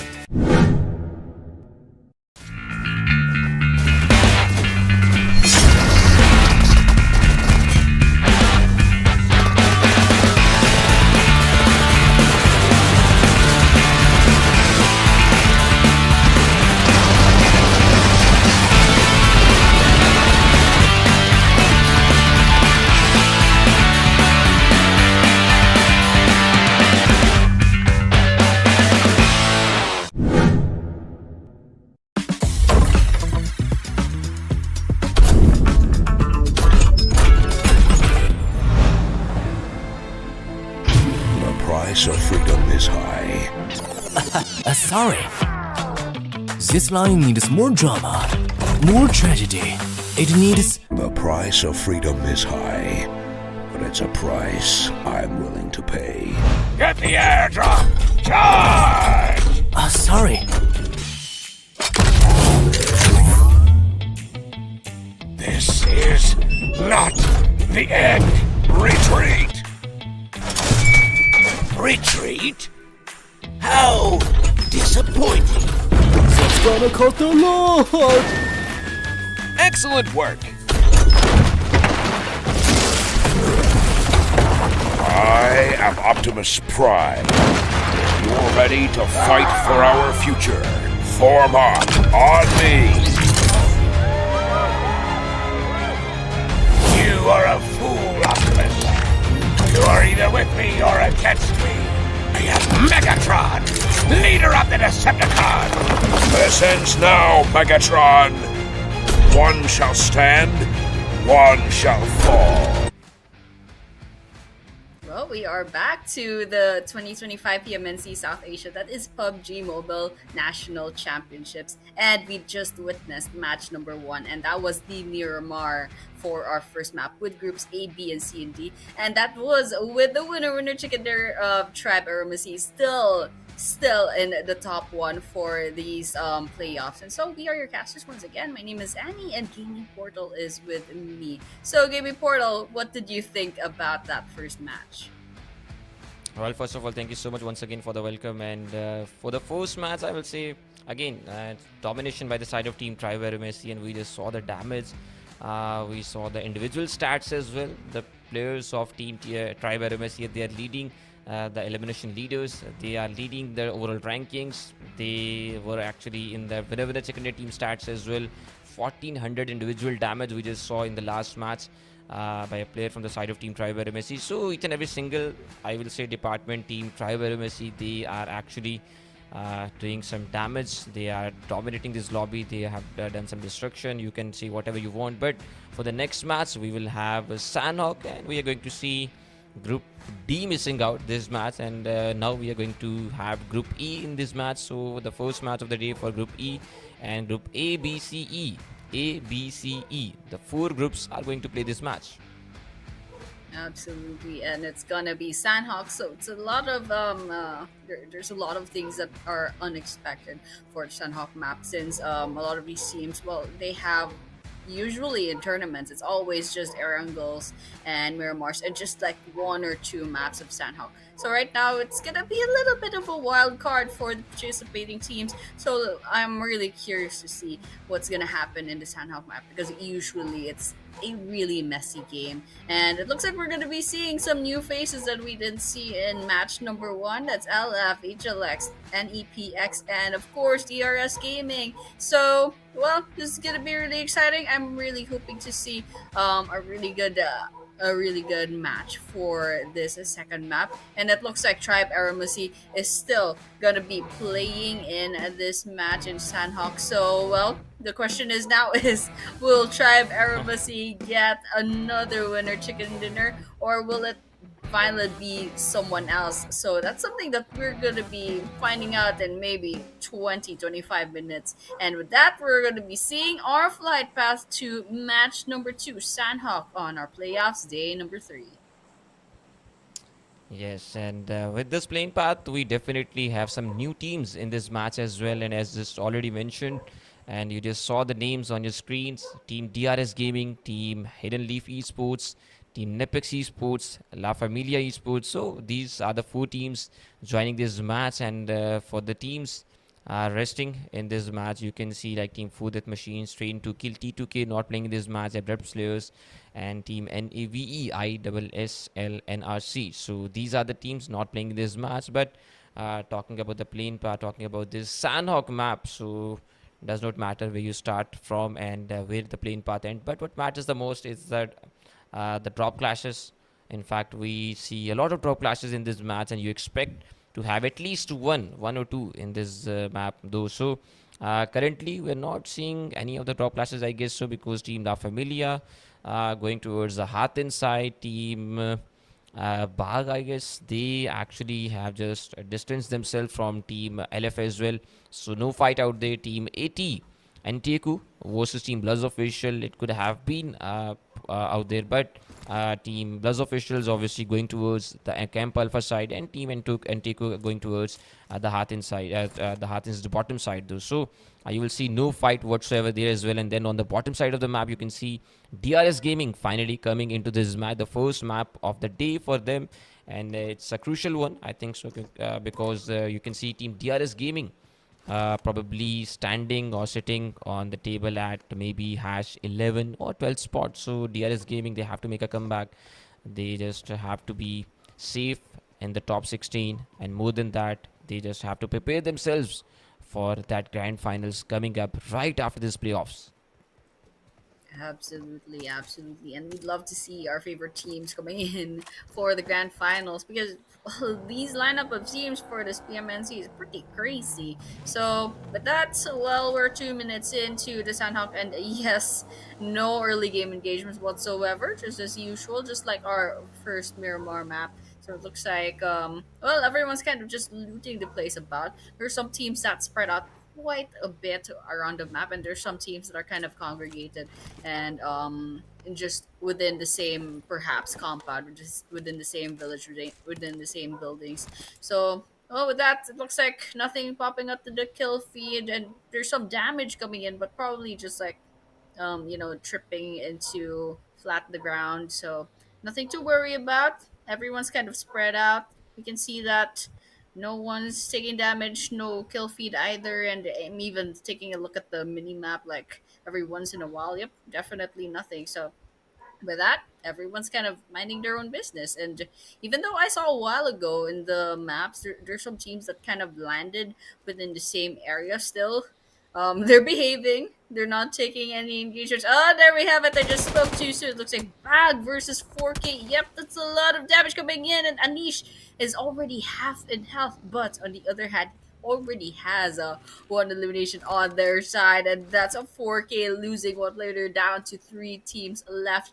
But well, it's quiet again, so it looks like 4K, they've backed off real quick, and BAGH, well, they're still out in the open trying to hunt down more of their players. So just try to get some kills in the bag, but it looks like they won't be finding it anytime soon. Yep, and I think no such fights early on in this match, and we just saw one elimination only on the side of Team BAGH Esports. Other than that, no such casualties, no such fight intentions, I must say, because we saw it in the previous games, though, in the previous match, in fact, of Miramar as well, that no early engagements were out there, and the teams preferred the loot. They prefer to have some vehicles early on and then go into the fight. So again, it's a pressure situation for some of the teams, and they are trying their level best to get out of these fights. But again, in this meantime, Team 4K, they have lost some of the players, and now they are down to the last man standing. Team LaFamilia, one of the players is taken down as well, and it will be Team AEROMACY once again, the team charging on. And this team, well, wherever and whenever you see this name in the kill feed or on your screen, you just have to be careful. You just have to go away from them. But for Team AKZ, they just shot the fires on the side of Team LF, and took one of the players down. Then another player went down, and Team LF, LaFamilia, they are in a bit of trouble though, I must say, and close to being eliminated from the match as well. And Toma, he has been eliminated. Team AEROMACY, they actually got 3 eliminations now in this match, and how they just went from 1 to 3, we didn't see this coming. But it is Team AEROMACY once again for you. They can do this magic, and they have some eliminations now. They have got the start, and just wait for the domination in the upcoming time now. Yeah, absolutely crazy coming in from AEROMACY. Still with that track record of theirs, pulling miracles out in their maps. But yeah, that was pretty much it. They have the most eliminations out of any team so far. But yeah, it looks like SDMZ is finding their own. Jigglebot gets eliminated off by their hands. But on the other hand, it looks like Goats gets the revenge kill rather. Real Savages coming out against SDMZ. Little bit messy on their side. Agent 27 needs that revive, and on the other hand, Goat, they have their grenades in, throwables in, and looks like they just ran out. So let's see what they're gonna do. guns blazing. That is a potential 3 versus 1, but everyone else from Real Savages coming in from behind for backup. So let's see. This is gonna be a potential 3 versus 3. Grenades out, Bedada doesn't take any damage or doesn't make any damage against SDMZ. And well, all the while, I just saw another team lurking about, but yeah, this is Sanhok. It's quite a small map, so that's to be expected. Oh, looks like Rio got eliminated off, and that's pretty much a 4K saying goodbye. The first team to be eliminated off for the Sanhok. So right now, we're just watching, seeing what SDMZ and Real Savages are gonna do, especially since they're so close to each other within this vicinity. Just waiting for it though. But yes, Team Real Savages close to Team SDMZ, and one has to be eliminated though, and it can be Team Real Savages, considering they have one of the players taken down already. But Team SDMZ coming towards this side, Dada, he gets taken down. Haiti with the shots though, but Walker with the shots as well in return. But unfortunately, no connection whatsoever, and he has got the damage. He's low on HP. Team AST Rig in the kill feed. Zio as well. He takes. They take actually 2 of the players down as well. But Walker coming back into this situation, into this fight though. And for his team, he was about to maybe get another player down, but then there comes a Molotov and Agent takes him down. Team Real Savages close to being eliminated, but another team that has been eliminated will be Team LaFamilia, and it will be, I guess, to Team AEROMACY.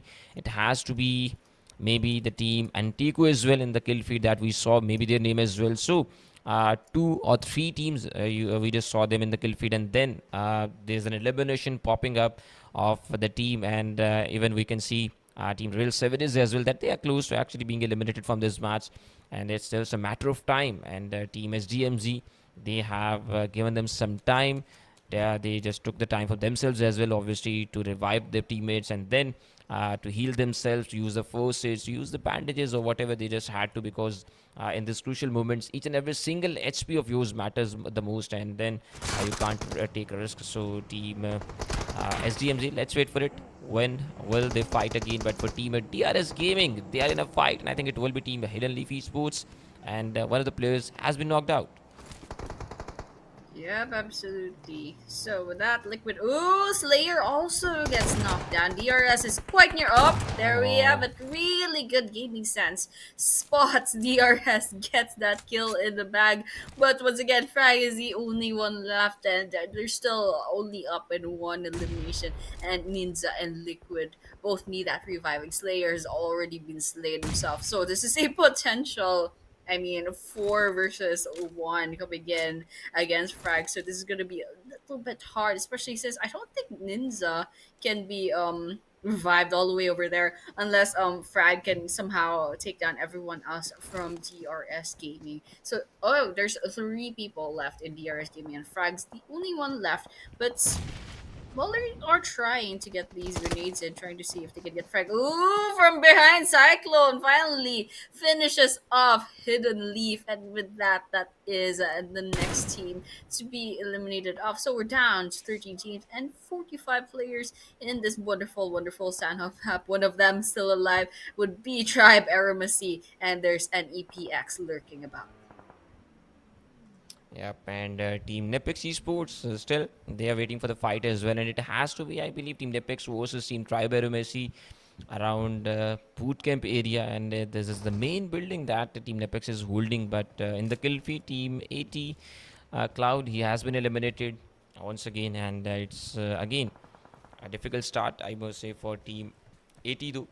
They had not good games in the earlier matches there as well, and I think they got like maybe 2 to 3 points in the last match. Before they had like 3 points, I guess. So when we started the day, so they had in total 4 points in the last match, 1 in this match with 3 of the players standing still.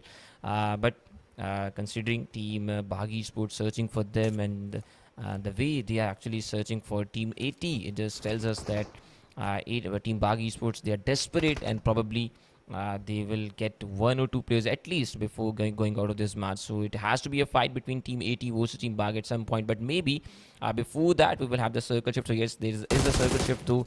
The circle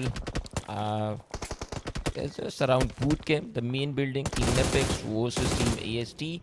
Tribe AEROMACY happening at this very point in time. But on the other side, I was just about to mention Team AKZ in the way of Team AT. So AT, they were so close to that fight, and it can actually happen at any time. At any time. Then you just have to look at the kill feed though, and there you go, Team AT versus one hit. Although it's not Team AKZ, but one hit on in the way of Team AT, and there you go, AT versus AKZ, and AKZ taking another play down on the side of Team AT. But Aku with the elimination, Destro being wiped out. Not good for one hit. That's only one hit left, and Omega will be saying goodbye alongside with the rest of their team. But it looks like Omega's out of the danger zone for now. But definitely that circle is gonna be putting a lot of Godin goes down in the hands of Omega. That's gonna be a one potential elimination if they can get that finisher in. Codeine trying to get away, does not, and Aku still up and about. There's this chance. This is one hit Omega's chance to get another kill on their side. But on the other hand, it looks like Aku is actually preoccupied with another team nearby, so it's gonna be a little bit hard to go up against one hit Omega. So let's see what that's gonna happen, especially since AT will have to keep moving about 400 meters to get into safety, to get into the play zone. And it doesn't look like there's any vehicles nearby. Oh, there we have it. Omega finally takes Aku down. Let's see if that's going to be a finisher on their side. Yep, that's definitely a finisher. One hit Omega gets it, two final laughs. And this is still alive. Maybe looking for their third. But yeah, looks like Shafu will be walking in to, well, the Lion's Den of SKD. Let's see what's that's going to happen. Yep, and we will see though. But the team ANTEIKU, they have been wiped out, and they are no more in the match. Though another bad match, obviously, for the team ANTEIKU, and I think they will probably be sitting at the bottom of the table for now, because again, 9 points in total only, and this will not have a bigger impact on their overall standings. And from the point where they started the day and now the time where they actually are at number 16 in the overall rankings of these of these 16 teams as well. But Omega inviting the players, but unfortunately there's no hope left for him though to survive in this match, and he's just about to be eliminated, just using his bullets, wasting his bullets, I must say. And then team one hit is actually out of the match now. So the zone damage, having no first aids at all, having no maybe boosters, no bandages at all. So these were the factors for Omega to be eliminated from the match. And team one hit, they actually did not have a good match as well. So all eyes on the bottom teams now. Team 4LC, you just have to perform well in this game. Team DRS Gaming with some action though, taking 3 of the players down on the side of Team BAGH Esports, one after another. And then we are seeing a solo versus a squad fight maybe in the time to come. But Team DRS Gaming, they just have to come on time. And finally, yes, there they are. Cyclone with the slam in though, exiting out of the vehicle. Then with the shot, switching to the DBS. And finally, he had the shot connected. And Team BAGH Esports going out of this match.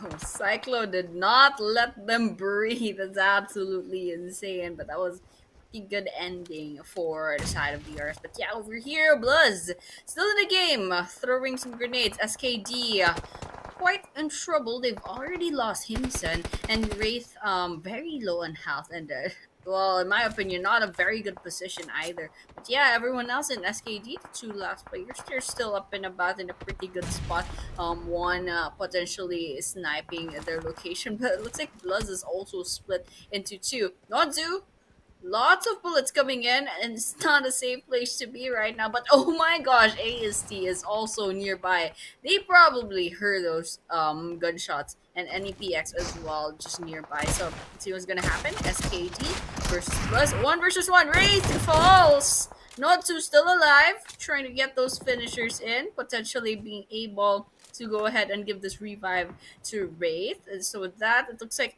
MAKPEN and AKAZAYA has their own engagement. And a while ago, I just saw AST and NEPX, I believe so as well. So multiple engagements all over the map. Tribe AEROMACY, Zioy. finds NEPX main.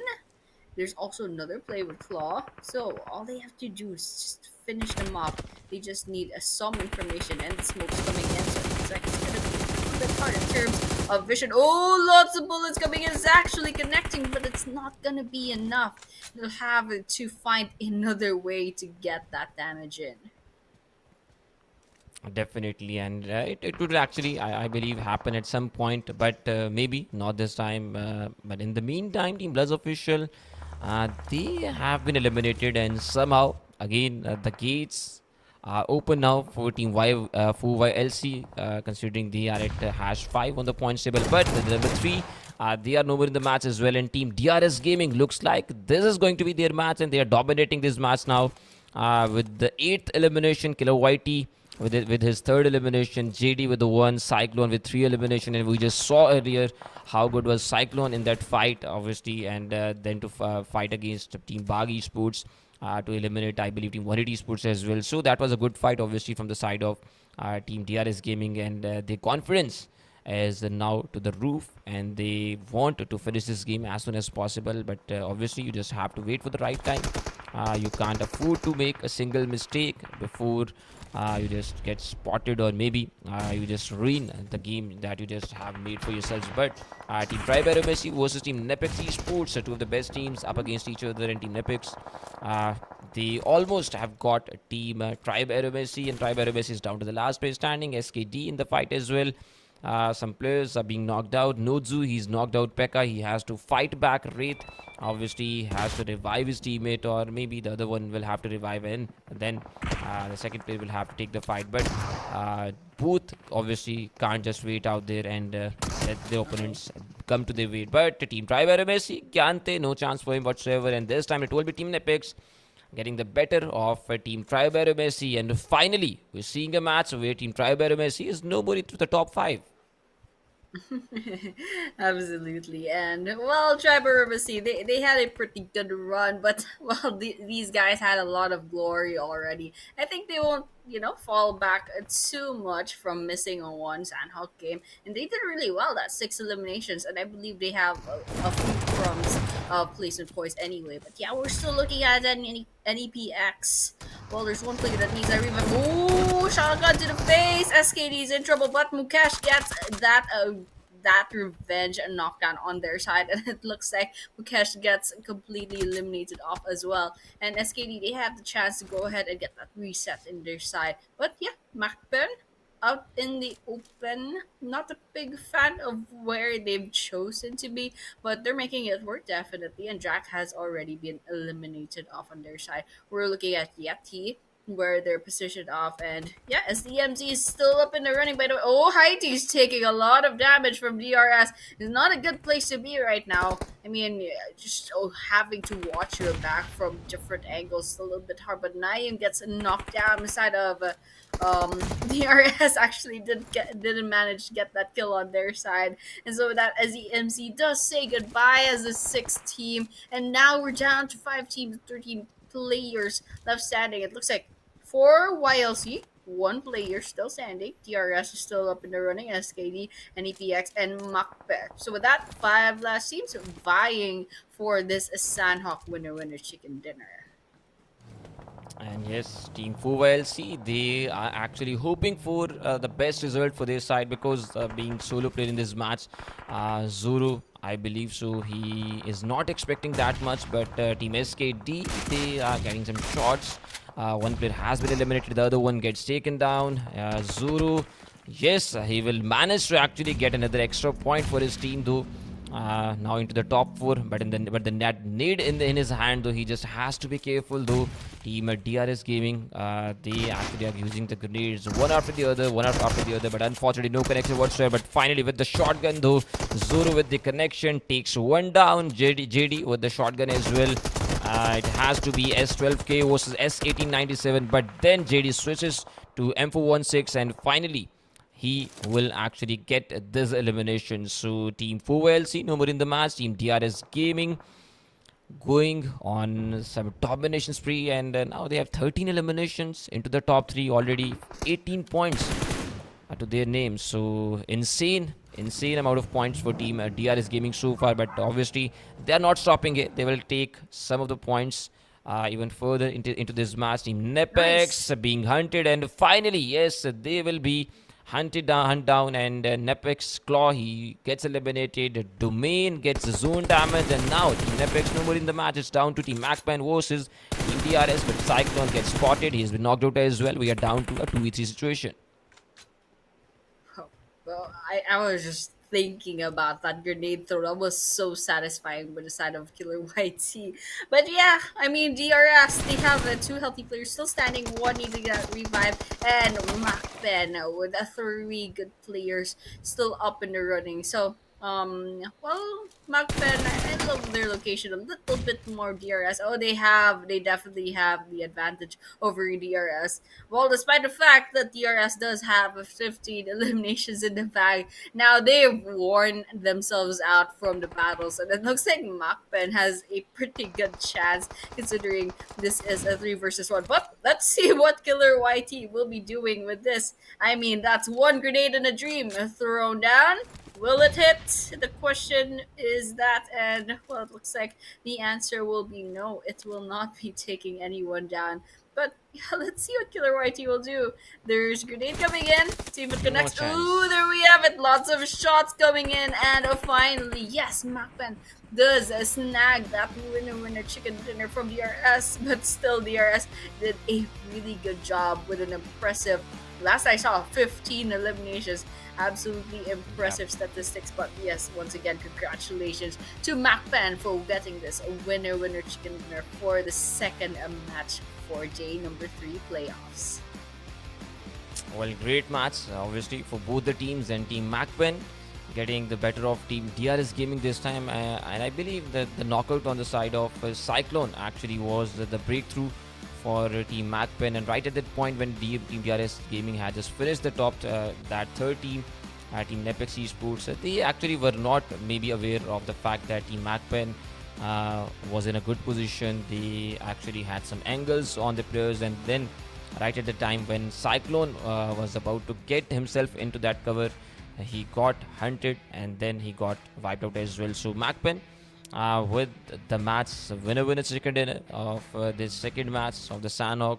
This is the lineup. We will see some of the highlights as well, and this is that moment where we saw Team DRS Gaming charging towards the 4Y LC players, and then we saw some of the eliminations as well. But then this I think was the breakthrough, obviously, for the side of Team MAKPEN, and then they didn't stop.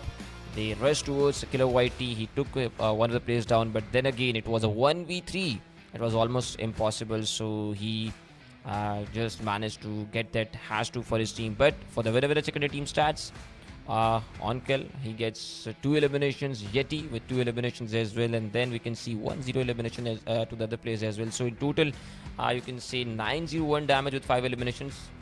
It's somewhat a good match for the team of MAKPEN.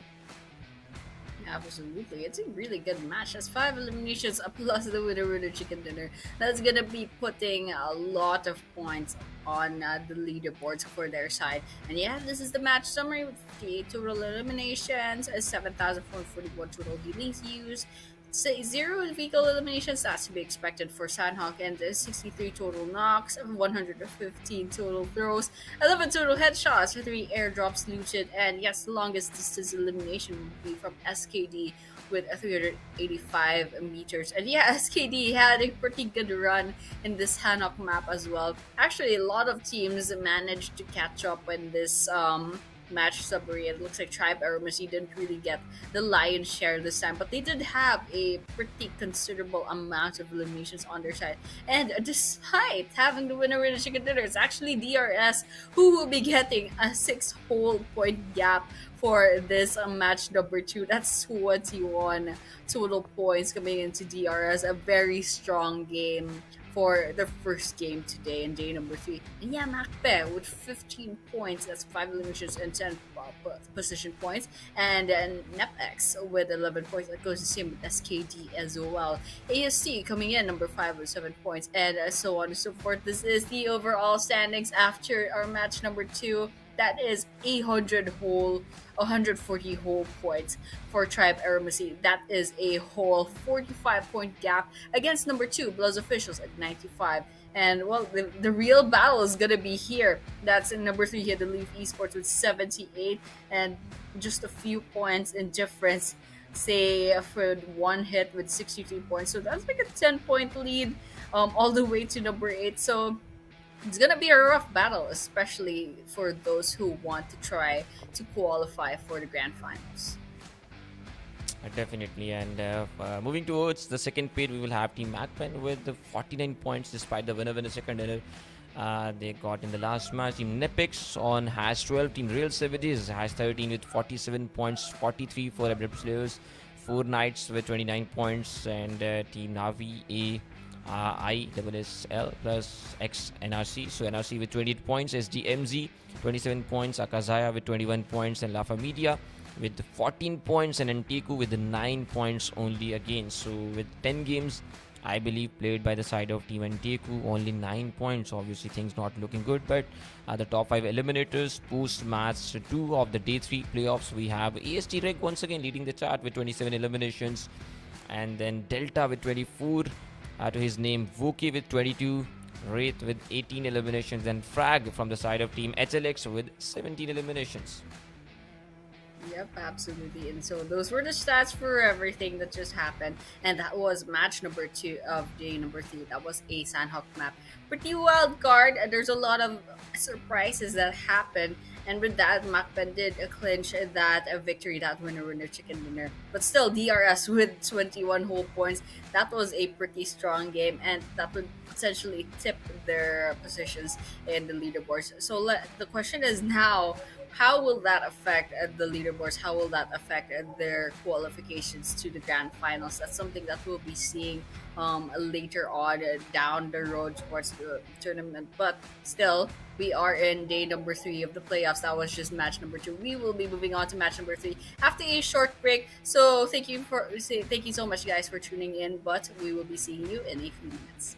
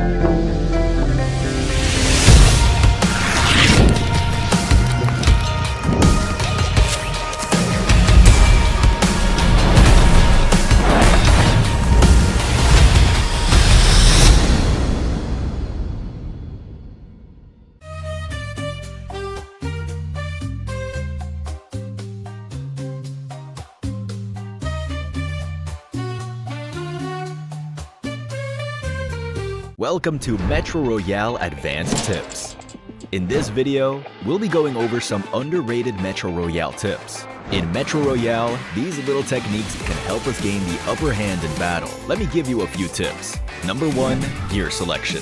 When you're short on Metro cash, you should prioritize high-quality ammo over a high-quality firearm, because in battle, the damage output of a high-quality firearm paired with low-quality ammo is lower than that of a low-quality firearm paired with high-quality ammo. Number 2, target boss weaknesses. Some Metro Royale bosses have weaknesses, such as the bosses at Missile Silo and Armory Outpost on the Arctic Base, Advanced Map. They carry 2 liquid nitrogen tanks on their back. Destroying these tanks stuns them, making them easier to defeat. Number 3. Tactical Mines. As you all know, approaching a tactical mine will set off an explosion that blinds you or unleashes poison. However, if you discover an enemy tactical mine in advance, you can fire at it to destroy it. On the other hand, when it comes to using tactical mines, you want to place them where the enemy is guaranteed to walk. Even if they discover the mine, the shot they fire to destroy the mine will alert you of their approach. Number 4. Minecart Tip. When using a minecart solo, the fastest speed you can reach is 43 kilometers per hour. When you have a teammate with you, you can ride the minecart together and achieve even higher speeds. Number 5. Climbing Tip. If you're ambushed by enemies while climbing a ladder, tap the jump button to land back on the ground for a quick retaliation and avoid getting caught out mid-climb. Metro Royale has even more secrets, such as destructible lights, which can dim the environment. There's still much more to discover. That's all for this Metro Royale guide. See you next time.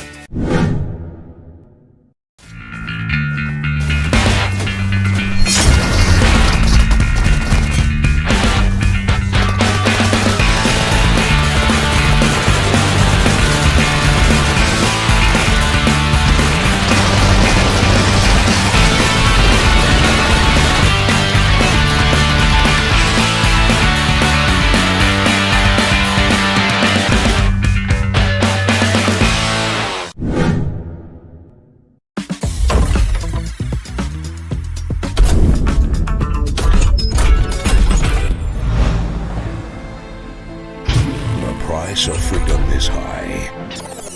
Sorry. This line needs more drama, more tragedy. It needs... The price of freedom is high, but it's a price I'm willing to pay. Get the airdrop! Charge! Sorry. This is not the end. Retreat!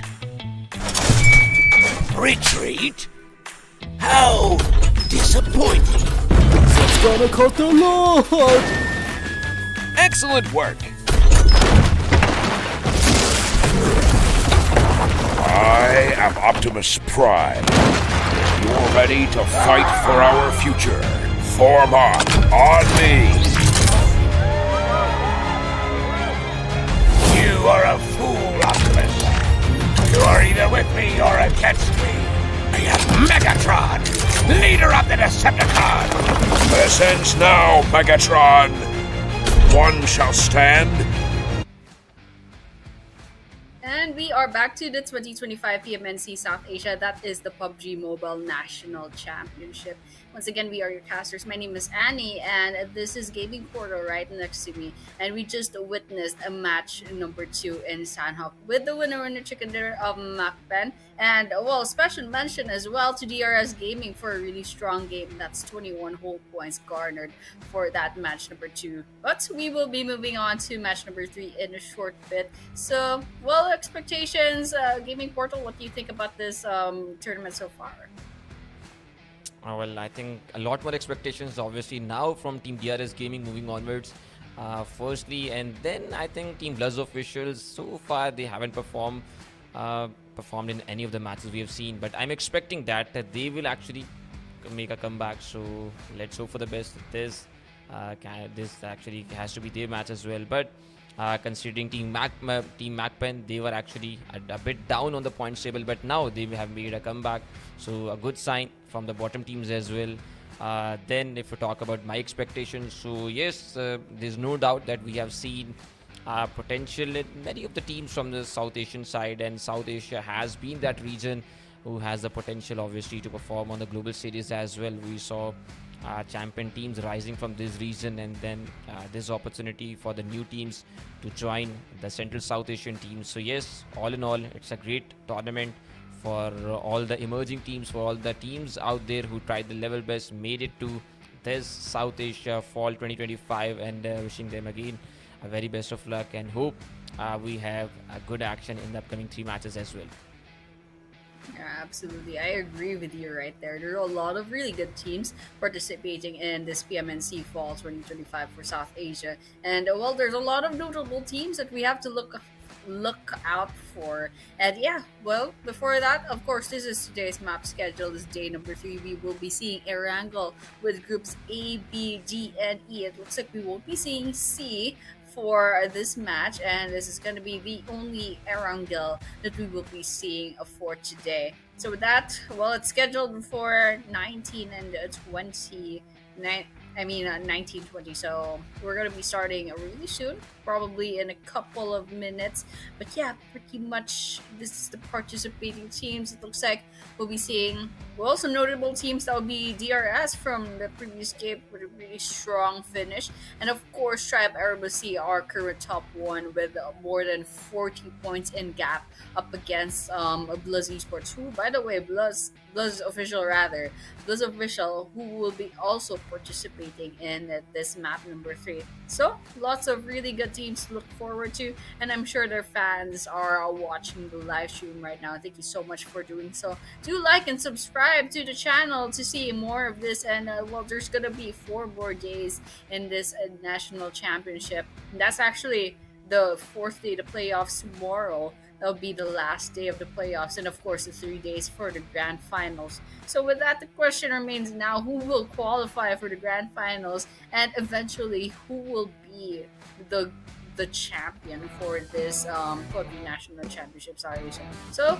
well, Gaming Portal, it looks like we will be starting Erangel in about 10 seconds. So, you know what? I hope a really good game is up and running, waiting for us later on. Hopefully, and we want to see a very, very good match again after the first 2 matches that we just saw earlier. So in the first match we had a slow start, then in the second match we had a slow start, but then it was Sanhok, so you just expect fights from the stage 2 onwards, and we had some good fights. We just saw team DRS Gaming dominating the match number 2. Team MAKPEN again coming back, making a comeback from the bottom of the points table. Some other teams as well, some of the teams who were sitting at like #2, 3, 4, we saw them getting eliminated earlier in the match as well, and then it gave a space or a chance to team DRS Gaming obviously to jump some spots in the ranking. Then we saw them now in the points table that they are actually at maybe like #6, I guess. So team DRS Gaming sitting comfortably, obviously, as far as the qualification is concerned. But again, it's about the grand final stage. It's about that grind you have to do in this playoffs, and have to get yourselves again ready for the grand final stage for the PMSL CSA. So from fall South Asia to fall CSA, this is the journey the teams are eyeing at, and we definitely want to see the best of these teams. But finally the plane path moving towards Yasnaya Polyana, almost it has got towards the end point, and now we can see team AST moving towards maybe Yasnaya Polyana or Kamishki side, and then on the Lipovka you will see team ANTEIKU, and they need desperately some good points. So they need back-to-back good games, I must say, not maybe 10 points, not 20 points, but maybe they need actually 50 points from another day. But 50 points or plus, I think it's too much, maybe, considering the performance, considering the form they're in. But what is happening here? Team BAGH Esports versus team Hidden Leaf Esports, and Frag, he wants to get this kill. The other player, he obviously just want to get himself out of this, but unfortunately for both the teams, it will be better if they just walk away, one on the vehicle and then the other player on his feet. But for team 4DM Aditya, he has been eliminated, and not in a typical fashion. He actually has been eliminated quite cruelly. Well, that's the beauty of early game engagement. You see the greatest kills, the greatest ways of finishing off a person. That was a whole machete, and yeah, unlike the previous 2 maps, this is actually pretty violent. The first few minutes in this Erangel map, we're already down to 60 players. That's a 4 whole players down. So it looks like 40M lost 2 players, MAKPEN lost 1, and AT lost 1 as well. So that's the casualties for the first 3 minutes of our Erangel map. And yeah, Well, right now it looks like they've all calmed down. They're all going ahead and getting those resources in the bag. Everyone's kind of just trying to see if they can rotate into a better area. That's exactly what the other players are doing. This is T2K Esports on our screen right now. But what's more interesting right now is the leaderboard. So, of course, we know AEST, that's Tribe, AEROMACY. They do have 140 points. Very impressive, by the way. They put a lot of a gap between them and BLUZZ officials. So, well, depending on how BLUZZ and the rest of the teams perform later on, they can pretty much kick their feet up and they'd already qualify for the finals. But on the other hand, well, the real battle starts within like maybe top 5, top 6, top 7. It's a very just little gap in points between the teams, especially those in the line of 60s. So there's pretty much like a very small margin of error where all of a sudden one bad game and you can't qualify for the finals anymore. But it looks like T2K found AKAZAYA and one after the other there are eliminations on their side. So let's see, AKAZAYA AKZ has 2 players left. It looks like they will be down to half their squad after that skirmish with, I believe that will be T2K, and well, it looks like T2K will be walking away with 2 eliminations. A good start, I must say, obviously, for the side of Team T2K and their train to kill. They need this as well, considering they are at hash 4. So they are actually fighting firstly for the hash 2, and most importantly, to get themselves comfortably into the top 3 and then to fight for that number 1 spot. So Team T2K, again, a big name. High hopes from them as well. Some of the very experienced players in this team, and they have the experience of South Asian Championships. They have the experience of CSA, maybe you can say. They have the experience of some of the global lobbies as well. So high hopes. Again, fans, they expect that Team T2K will perform, and if they have got this start, they definitely can convert these 2 kills into a big number as well. But before that, they have to take down Maha from AKZ. AKZ with the nade in the hand, and Maha, he will actually not through that grenade, but Team T2K, they will actually take him down. And once again, another elimination to the side of Team T2K. They are up to 3 eliminations. Team AKAZAYA, unfortunately, down to the last man standing, and probably he just is not in a good spot. He is just about to be eliminated. Matter of time that Team T2K decides to push on him, and then they will take him down. So there you go, Azaya moving onwards with the shotgun in the hand, Rule Zoji with the Uzi as well, and Master Zerdi with the nade as well. So it's obviously too much to handle for this last player. If he does so, that will be quite impressive. It will be insane comeback from his side. But Team AKZ, T2K, they are making sure the player just won't be able to come back from this situation, and then it will be Team T2K obviously getting the elimination. So all the players, they are charging in. They have the nades, they have the shotgun in the hand, they have the Uzi as well. So each and every single thing probably needed to just get this elimination. They are about to pull it off. But AKZ, AKAZAYA, the last man, the last player, Mahi, I think the player, in fact, another player, Dihani, he's that guy actually, Dahani. So he is just waiting for it, just waiting, like maybe his shotgun will take 2 of the players down. S686, not that good of a weapon for this situation, but switches to S1897, takes one down, takes another one down, but then almost he had the other one, but actually he takes only one down, and Team T2K will get the better of him, and first team to get out of this match will be Team AKAZAYA. And well, T2K does have the opportunity to go ahead and get that revive, so there's still a 4-man team. And well, AKAZAYA, yep, they would be saying goodbye for this map with, unfortunately, still 0 eliminations, so 0 hold points for this map. Well, they still have tomorrow and maybe 1 or 2 maps later on. So, well, we'll be watching out for ASL and One Hit right now. So, One Hit, they have this part of the compound, and ASL, I think they're gonna be rotating out of the place, so perhaps you're not gonna be seeing any action between the 2 teams right now. But yeah, basically for the rest of the map, it looks like Everyone's kind of just settling on their own corner within Erangel, not really doing anything funny for now. And it looks like one is going to be going ahead and rotating into another place. But they are within like a pretty safe spot. But all the while, MAKPEN versus ASL, I believe. And of course, NEPX versus BLUZZ. It looks like NEPX will be losing the domain. Yep, that's a finisher as well. That's Woke getting that kill on their side. And Precious is going to fall also. Ooh, that's also a finisher off camera. Now, we're down to two last players for NEPX. It's not looking good for them, especially since they still have 0 eliminations. So let's just watch out what they're gonna do, because it looks like the last two players, they're still in their vehicles. They're quite a little bit far off from BLUZZ officials, but the question is now, will they go ahead and play it safe, or will they try to get those revenge kills? Because it looks like it's not really looking good for them, especially that's in terms of numbers advantage. They definitely don't want to go ahead and go picking fights that they can't take. Well, Team NEPX, surely they just have to now wait for the right time, I must say, to get into another fight, because losing two of the players quite early in such a game, that is crucial for you.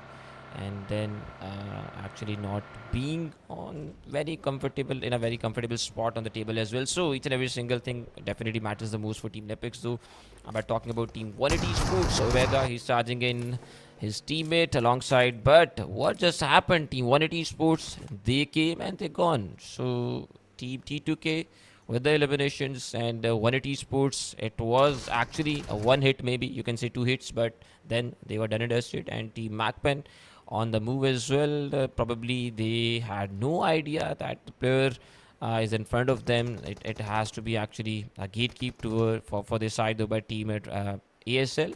ABRUPT players finally taking one down, takes another one down, and Durak, as he goes down, now it's down to a 1v4 situation. So things looking drastic for the side of this team as well now. And MAKPEN, the winner chicken takers of the last match, the team who got like maybe 5 eliminations and 10 placement points in the last match, they are about to be eliminated, and it has to be an upset for the team like this. But for Team DRS Gaming, getting some knockouts again, the fights are happening. Team BLUZZ official, Team DRS Gaming, each and every single area you can see that the teams are trying the level best to hold for themselves. And then you see smokes, throwables, and the utilities are being used wisely. But for Team BLUZZ officials, I hope so, Gyro sir will be revived, and it has to be the revival, because if they lose players at this point in time, it will be a crucial and somehow a big disadvantage to the side of Team BLUZZ official. But Team DRS, JD on the hovercraft,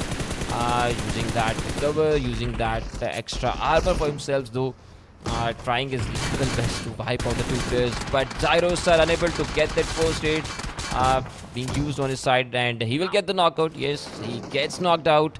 2 players instead of 1 being taken down, and Team BLUZZ official, they actually did not have to actually do this thing, but unfortunately they did the wrong move here, and getting the punishment from the side of Team DRS Gaming. But example, in the meantime, he has been eliminated as well. We are down to a 1v3 maybe, but 2v3 in fact. BLUZZ Axie, he's on the backside. Then in front we have another player, and Woke with the shotgun fire, but then Cyclone with some IQ gameplay, and then we have Kilo YT as well. Both of the players switching instantly, and then sitting in this vehicle, though, in this hovercraft, and maybe they just have to go away. No, they actually will take the fight, because Team DRS Gaming, they know they still have the advantage. They want to take the revenge as well. But Axie, he has the need as well. He takes it out, and maybe he will throw as well. So Team DRS Gaming, you have to be careful. Maybe it's the revenge time, but at the same time, if you make another mistake, it will be Team BLUZZ official back in the game. Oh, and I love what DRS is doing over here. Lots of high IQ gameplay. It looks like Axie is going to be in trouble. This is a potential 2 versus 1. DRS, they want that elimination in BAGH. Oh, it looks like Hidden Leaf is also nearby, because I just saw BLUZZ losing one of their players on their side. But yeah, all the while, some other part of the map for the MNAT as well, having another skirmish in BAGH. But yeah, looks like TRS Gaming will have to deal with Hidden Leaf right now. It's a third party. There's a potential fourth party, fifth party. You can see in the mini map it's about to get really messy in this area, especially with DRS Gaming. But I'm sure they'll be able to handle it. Cyclone just got one elimination on their side. Example already got picked off, but still we're seeing some really strong players still in the lineup. So we have faith. We do have faith on DRS Gaming, especially since they had such a good game today. So with that, well, ASL up in they have the upper ground. Killer YT, however, might be able to prove them wrong. Oh, grenades coming. Oof, Killer YT almost got knocked down. Let's see if they can be able to kind of heal themselves off before joining the fray once again. But Hidden Leaf still alive. 4 eliminations already. It looks like they spotted another squad and they're trying to snipe their way into another elimination. But yeah, all the while, it's quite a mess in this area. Let's see what DRS Gaming is going to do about this, especially since there's still Walkeye from BLUZZ Official inside of this building. 1 versus 1. Outside, yep, there we have it. Walkeye falls by the hand of Cyclone, and that is the end of BLUZZ Official.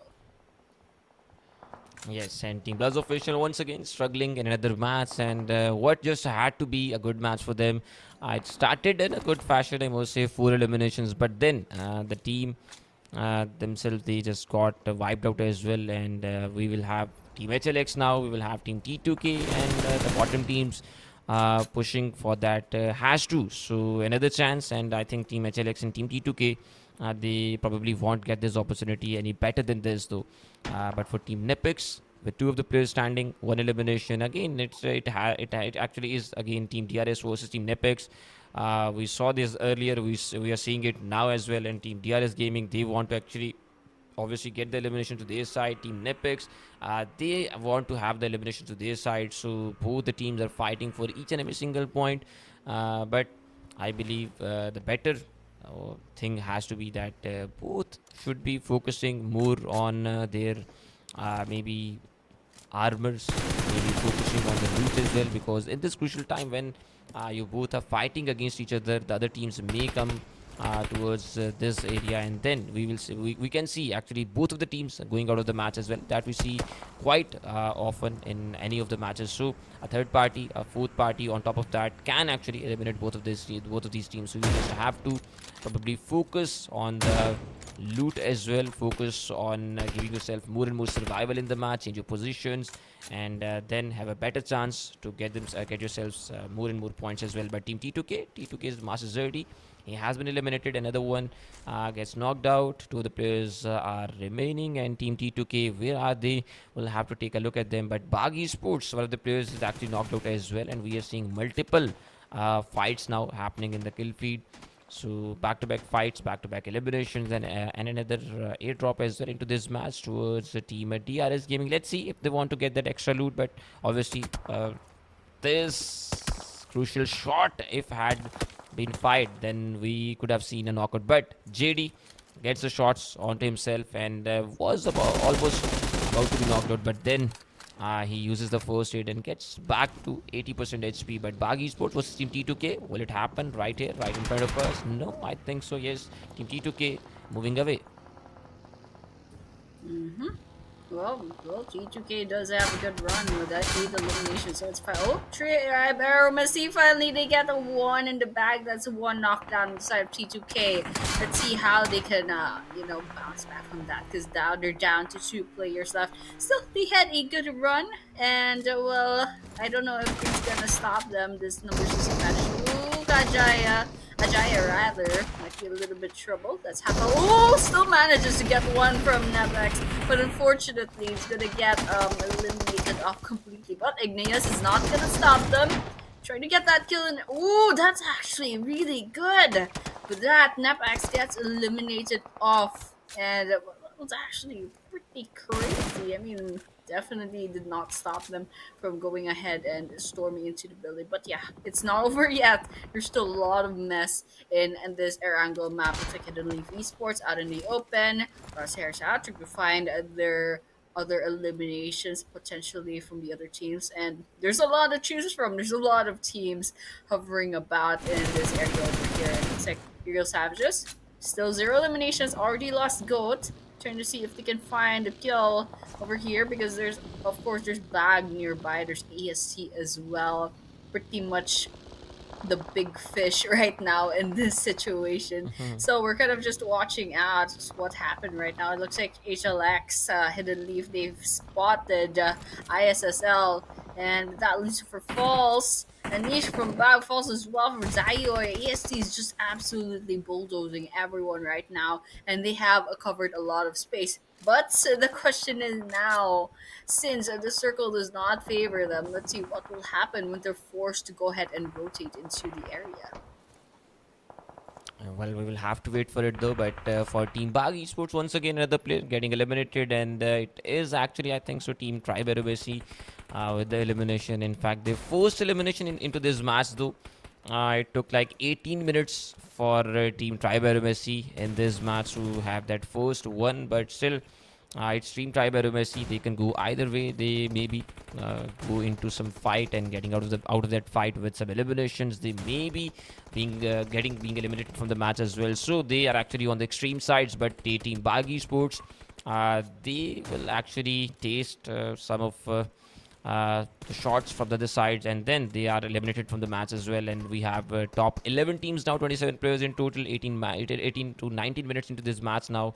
Team DRS Gaming again holding that those same compounds, like we maybe have seen them holding these compounds like for 7 to 8 minutes at least, because it's been a long time that we are seeing Team DRS Gaming, Team NEPX holding these closer compounds. But NEPX, obviously, they got the elimination from the match, and then Team DRS Gaming still there where they were. But Team Hidden Leaf trying to get some shots towards the Team DRS Gaming, but unfortunately no connection whatsoever. Then they will use another smoke as well. So make a smoke followed by another smoke though, but HLX Liquid gets spotted, and Cyclone with that backstab takes him down. Rig, he has been knocked out as well. Ignis with the shotgun fires, so he takes 2 of the players down. T2K, will they take down Team AST? This has to be the question now, but Team VNRC Sasti, he has been taken down. Jiggle Jord, he is eliminated as well, and we will see Team RS getting out of the match now. And Team Hidden Leaf, they are actually in a bit of trouble as well. One of the players is knocked out, the other one not in a good position, and he gets taken down. It will be actually Team DRS Gaming who can get all these eliminations.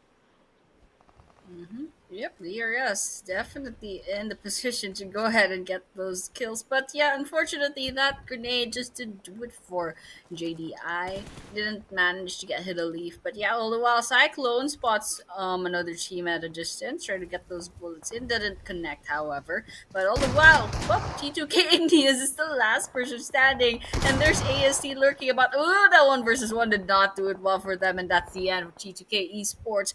1 elimination going on to the side of ASC. That's totaling to 3 right now. It's a 143 points in Tribe AEROMACY's side on the leaderboards. Absolutely insane coming from them, and the fact that they're still alive 20 minutes into the game with 9 teams left. There's a chance that they could still. Yeah, well, never mind. ASC is quite low on health, and they're already half of their lineup. But yeah, AT, they got sprayed on by a 4 death machine. That's absolutely a death machine. That's something I do agree with.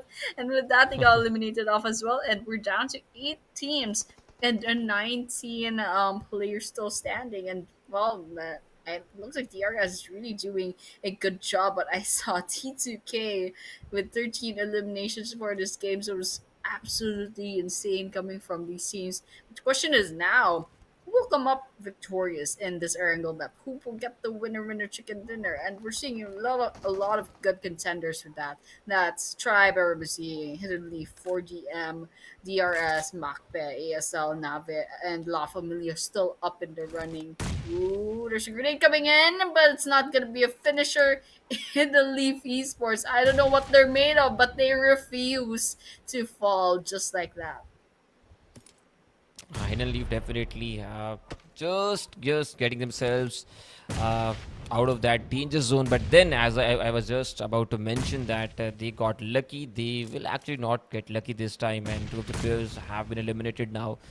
They are only down to the last man standing, and I don't think so Ninja, he will have more time into this game because he has to actually use some first aids or maybe do a direct slam in towards a solo player, or had to slam in towards another team. But then in that process, he gets eliminated. Team Hidden Leaf, nobody in the match though. We are down to the top 7 teams, 16 players in total. Team MAKPEN, the team who got the winner second in the last match with 2 eliminations, and only one of the players is still alive. So a solo player probably will not do that much for the team, but still considering team VNRC, they have a perfect squad. Team DRS Gaming, they can have a good match.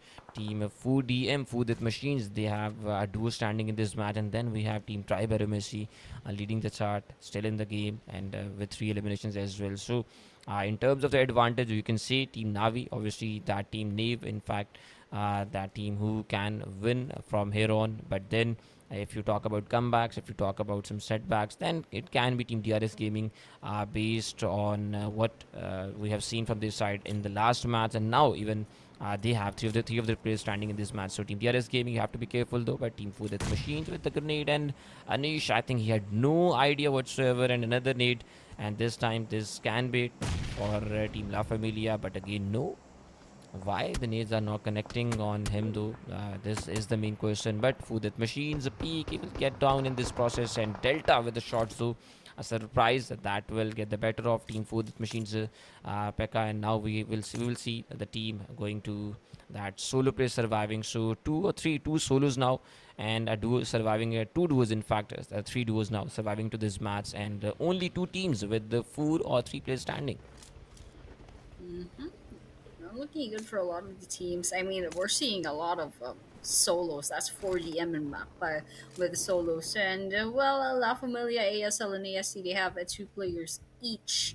And so, right now it's Nave that has a numbers advantage, and right now they have 5 eliminations. It's a good track for this particular map. They have a pretty good chance considering the numbers, but this is considering the fact that the RS is still up in the game, and they had a really good run for the past few games. So let's just see what's gonna happen at this point, because that circle is gonna close in, and it looks like ASL is actually being favored right now, so they don't have to move an inch if they don't want to. They can just stay within the play zone and they'll be safe. But for everyone else, they have to worry about getting inside of that circle and potentially getting gate kept by the rest of the players still standing. Ooh, Killer YT takes a lot of damage, and yep, that's a whole knockdown coming in with that grenade. Lots of grenades, little damage. Killer YT needs a revive, all the while LF finally going and joining the circle for everyone else. But yeah, basically ISSL, NAVU rather, still alive. Sprays coming in from La Familia. Will they get that? No, they will not get that elimination, and will be eliminated off. Instead, we are down to 6 teams, and still Nave right now. They have the numbers advantage. Let's see if they can use that against the 5 other teams that are still vying for that winner chicken dinner.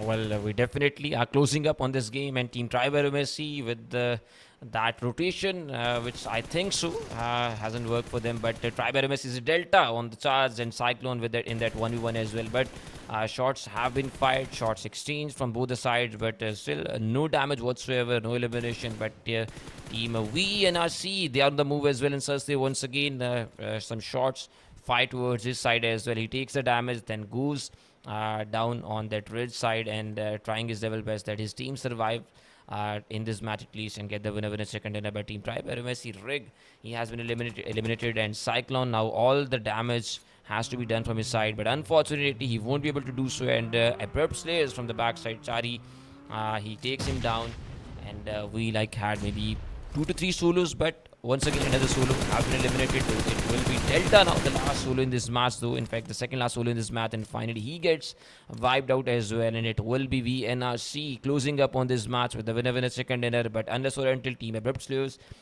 they change the course of this match, or they duo of Jane and Chari somehow come up with some other plans. So let's hope for the best. Let's hope to get a better ending of the match number 3 as well, as we just witnessed in the last 2 matches. But for Jane. I think again, considering the amount of experience that this guy has has seen him after a long time for me though, but finally, so seeing him and surviving into this stage though, I hope so, okay, that he gets some eliminations, get his team maybe towards a total of, you can say, 5 eliminations at least, and then you can finish on the top 2 as well. It's not that bad actually, but team Abrupt players using some nades, some smokes at the same time. Their opponents, they are using the smokes as well, so we are seeing clouds of smokes, but unfortunately no connectivity of the grenades. And team MAKPEN in that meantime just chilling, just waiting that team Abrupt players and team VNRC get face to face. They fight with each other, and team MAKPEN once again gets some good amount of points. So it's about the hope, it's about the fight, it's about the time as well. Let's see, let's wait for it, who's gonna come face to face first. Yeah, absolutely. And what MAKPEN can do right now is kind of wait out ASL and Nave. Try to get them to eliminate each other off and get that perhaps second, maybe even the winner chicken dinner. Just being patient, waiting, trying to get as much points as possible from this map. And so with that, it's actually for the last 3 teams, they're kind of all just waiting and trying to, well, try to see if they can get as much points as possible from this map, of course. And they're really patient about this. I mean, look at Uncle over here crawling the ground, not engaging directly. Probably the best thing they can do right now is kind of wait out these 2 teams, and it looks like they're not going to be moving despite the stage 9 circle. Nave playing it safe despite having 3 players left. And Abrupt players looks like they're throwing the first grenade. Just let's see if that's gonna be dealing any damage. Ooh, Chari's definitely gonna go on the aggressive U-turn on that car. Let's see what that's gonna do. Ooh, jumps out, disembarks, hides behind the car. Yeah, they're definitely trying to play it safe. Looks like MAKPEN is going on the aggressive as well. It's a grenade coming in, throwing it. Ooh, some damage being taken. Lucifer. They spot Uncle. I think they have the information on their side, but they're not taking that risk yet. Okay, grenades coming in. Uncle did not take any of that damage. Still safe. We're nearing the 30-minute mark on this Erangel map. Come on, guys. Smoke's coming in. Uncle's being hidden behind that. Grenades. Lots of throwables is still up and running. And let's see if that grenade's going to do anything in the bag. Nope. Looks like they're not going to be taking any damage, but that circle is moving. And Nave is dangerously near Uncle. So let's see what's going to happen. Oh, but that's 1 versus 1. Uncle falls from the hands of Lucifer. With that, there's only 1 team left, and with that, that is actually the winner chicken dinner of Nave. I mean, that's pretty much what we expected a while ago. They had a full man team. They had the numbers advantage all throughout, and with that, they get that winner chicken dinner for the map number 3 of our very long Erangel map. Definitely. And team Nave, it definitely, I think, took some time for us to see that winner second dinner to be taken by any of those 3 teams, but finally we saw team Nave getting the winner second dinner, and they performed well, I guess, in this match, though they had some good points in terms of the elimination. And now with the winner second dinner, just want to confirm though how many points they actually had from this match, with the exact amount of eliminations. But we will see the winner secondary team stats. We will see some of the stats as well in a short time, and then we will move on towards the other rankings as well, other stats of the match number 3. But firstly, team Nave getting the winner second dinner of the match 3, a team who was not that I believe good in terms of points ranking, but finally it's a good match for them. And these are the final moments where we had team Abrupt players, where we had team AST, AEROMACY. Once again, AEROMACY, a team that has been performing so consistently that if you see them out of the top 5, it's actually unbelievable for you. But if you see them into the top 3, top 2, you see that you're like, yes, that's where they actually normally are. So team AST, the consistency actually is insane. But once again, coming back to team Nave, we'll see 3-3 and 2-1. So we actually have 9 eliminations and 1, 2, 2, 3 damage, 1223 damage, and then 4 knockouts in total. and there's again translates so a good win in second in total 19 points for Team Nave. It's pretty good amount of points coming in for Nave, and a decent amount of eliminations as well. That's a whole 19 points, so that's really gonna help them out with their leaderboards. And yeah, this is the summary for our match number 3. These are statistics rather, and that's 60 eliminations, 8,583 total healings used, 1 vehicle eliminations, 4 total knocks, 236 total throws. That's a lot, and 9 total headshots and etc. But this is what we're looking out for. This is the match standings.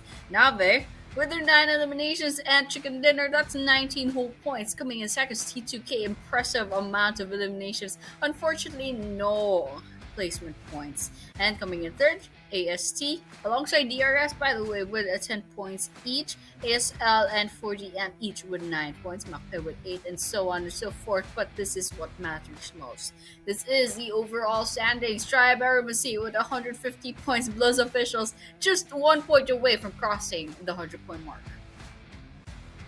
Well, insane domination so far by the side of Team Tribe AEROMACY, and once again the first to reach 150 points at a time where we actually are not seeing another team closing to 100 markers. In fact, 99 points for Team BLUZZ official though, but again they still are 1 point away from that 100 marker though, from that 3 digits marker. But Team AST, Tribe AEROMACY, their consistency is insane though. Team MAKPEN on the other side, on to the hash 11, we will see them with 57 points. So ABRUPT Slayers, who had a good match, I must say, a decent match in the last game, so they will move towards the hash 12, 52 points. Team NEPX with 50 points in total, and then Team Nave with that second dinner, still they are on the pace too. Still they are on like hash 14. So this just clearly tells you about the competition that we have witnessed so far. And again, you will need some 1 to 2 more good games, and then you can close up to that top 16. But for the top elimination leaders, we have again AST's rig. So Tribe AEROMACY once again being consistent, whether it is at the points ranking, whether it is the elimination leaders, it has been throughout Team Tribe AEROMACY. But good to see finally some of the teams from the bottom stepping up and getting the winner chicken dinners. Yeah, absolutely. I agree with you right there. I mean, this is still the playoffs, so we're all just going for the qualifying, and that's exactly what teams are trying to do. And yeah, props to Tribe, despite pretty much, qualifying already for the grand final. I think everyone would agree right there. We still have 150 points. That's a whole 51 points gap with BLUZZ officials. But yeah, that was match number 3. It was riveting to watch, and we'll be moving on to match number 4 after the short break. So don't go anywhere. We'll be seeing you in a few minutes after the short break.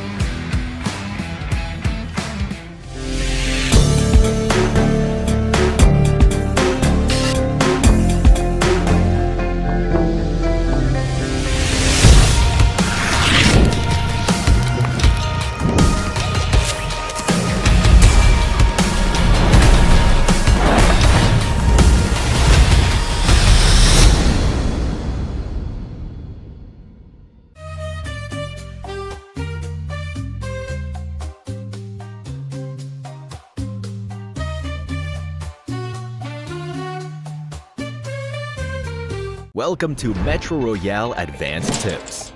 In this video, we'll be going over some underrated Metro Royale tips. In Metro Royale, these little techniques can help us gain the upper hand in battle. Let me give you a few tips. Number 1, gear selection. When you're short on Metro cash, you should prioritize high-quality ammo over a high-quality firearm, because in battle, the damage output of a high-quality firearm paired with low-quality ammo is lower than that of a low-quality firearm paired with high-quality ammo. Number 2, target boss weaknesses. Some Metro Royale bosses have weaknesses, such as the bosses at Missile Silo and Armory Outpost on the Arctic Base, Advanced Map. They carry 2 liquid nitrogen tanks on their back. Destroying these tanks stuns them, making them easier to defeat. Number 3, tactical mines. As you all know, approaching a tactical mine will set off an explosion that blinds you or unleashes poison. However, if you discover an enemy tactical mine in advance, you can fire at it to destroy it. On the other hand, when it comes to using tactical mines, you want to place them where the enemy is guaranteed to walk. Even if they discover the mine, the shot they fire to destroy the mine will alert you of their approach. Number 4, minecart tip. When using a minecart solo, the fastest speed you can reach is 43 kilometers per hour. When you have a teammate with you, you can ride the minecart together and achieve even higher speeds. Number 5, climbing tip. If you're ambushed by enemies while climbing a ladder, tap the jump button to land back on the ground for a quick retaliation and avoid getting caught out mid-climb. Metro Royale has even more secrets, such as destructible lights, which can dim the environment. There's still much more to discover. That's all for this Metro Royale guide. See you next time.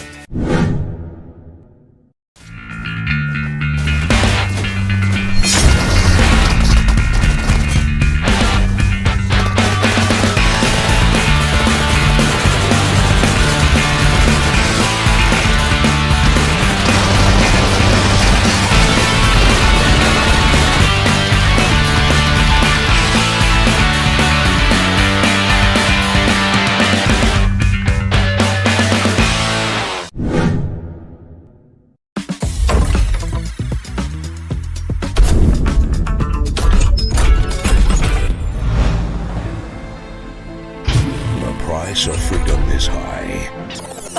Sorry. This line needs more drama, more tragedy. It needs... The price of freedom is high, but it's a price I'm willing to pay. Get the airdrop! Charge! Sorry. This is not the end. Retreat! Retreat? How disappointing. That's gonna cut the load. Excellent work! I am Optimus Prime. And we are back to the 2025 PMNC South Asia qualifiers, playoffs rather. And yeah, this is day number 3 and we just witnessed match number 3 in Erangel. And that was with the winner chicken dinner of Nabe. So pretty good performances from the 20 teams participating so far. And yeah, so once again, we are your casters. My name is Annie and Gaming Portal is with me. So Gaming Portal, what are your thoughts so far? So far, well, we have seen some good games, and as we just talked about the last match before going towards that break. So yes, it was Team Navi who got the winner second in the last match. Good to see.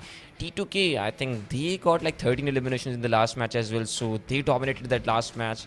Then we saw team once again AST Tribe AEROMACY consistently performing in that last match as well, and they got themselves into the top 4, I guess, or maybe top 3 though. But ABRUPT players, a good match finally for them as well. But moving towards the map schedule, we have our 4th match ready almost, and we'll jump towards that match though in a short time. But in this match we will see teams of group A, C, D, E playing, and group B will miss out this match though. And if I just tell you guys the group B, so AKAZAYA Esports, BLUZZ Officials, MAKPEN and team RLX, these 4 teams will actually miss out this match, and we have these teams playing in this match though. So team AT, team AST, team BAGH, team RS, team 4K, FUVA LC, team SKD, SDMZ, team DRS and NEPX, SLX, team La Familia, Team Fudian, Team ABRUPT Slayers, Nave, the team who got the winner chicken in the last match, and then Team T2K, the dominators of the previous match.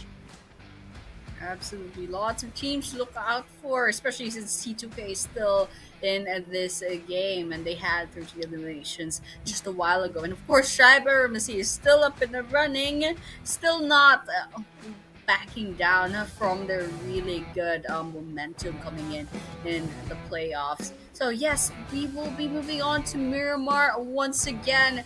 We saw our first Miramar map just a while ago, and yeah, it's pretty much what you expect from a Miramar map. Pretty long and drawn out, lots of camping, lots of violence as well. And yes, with that, we will be boarding that plane towards Miramar on our match number 4. And well, the question is now, who will get this winner chicken dinner this time?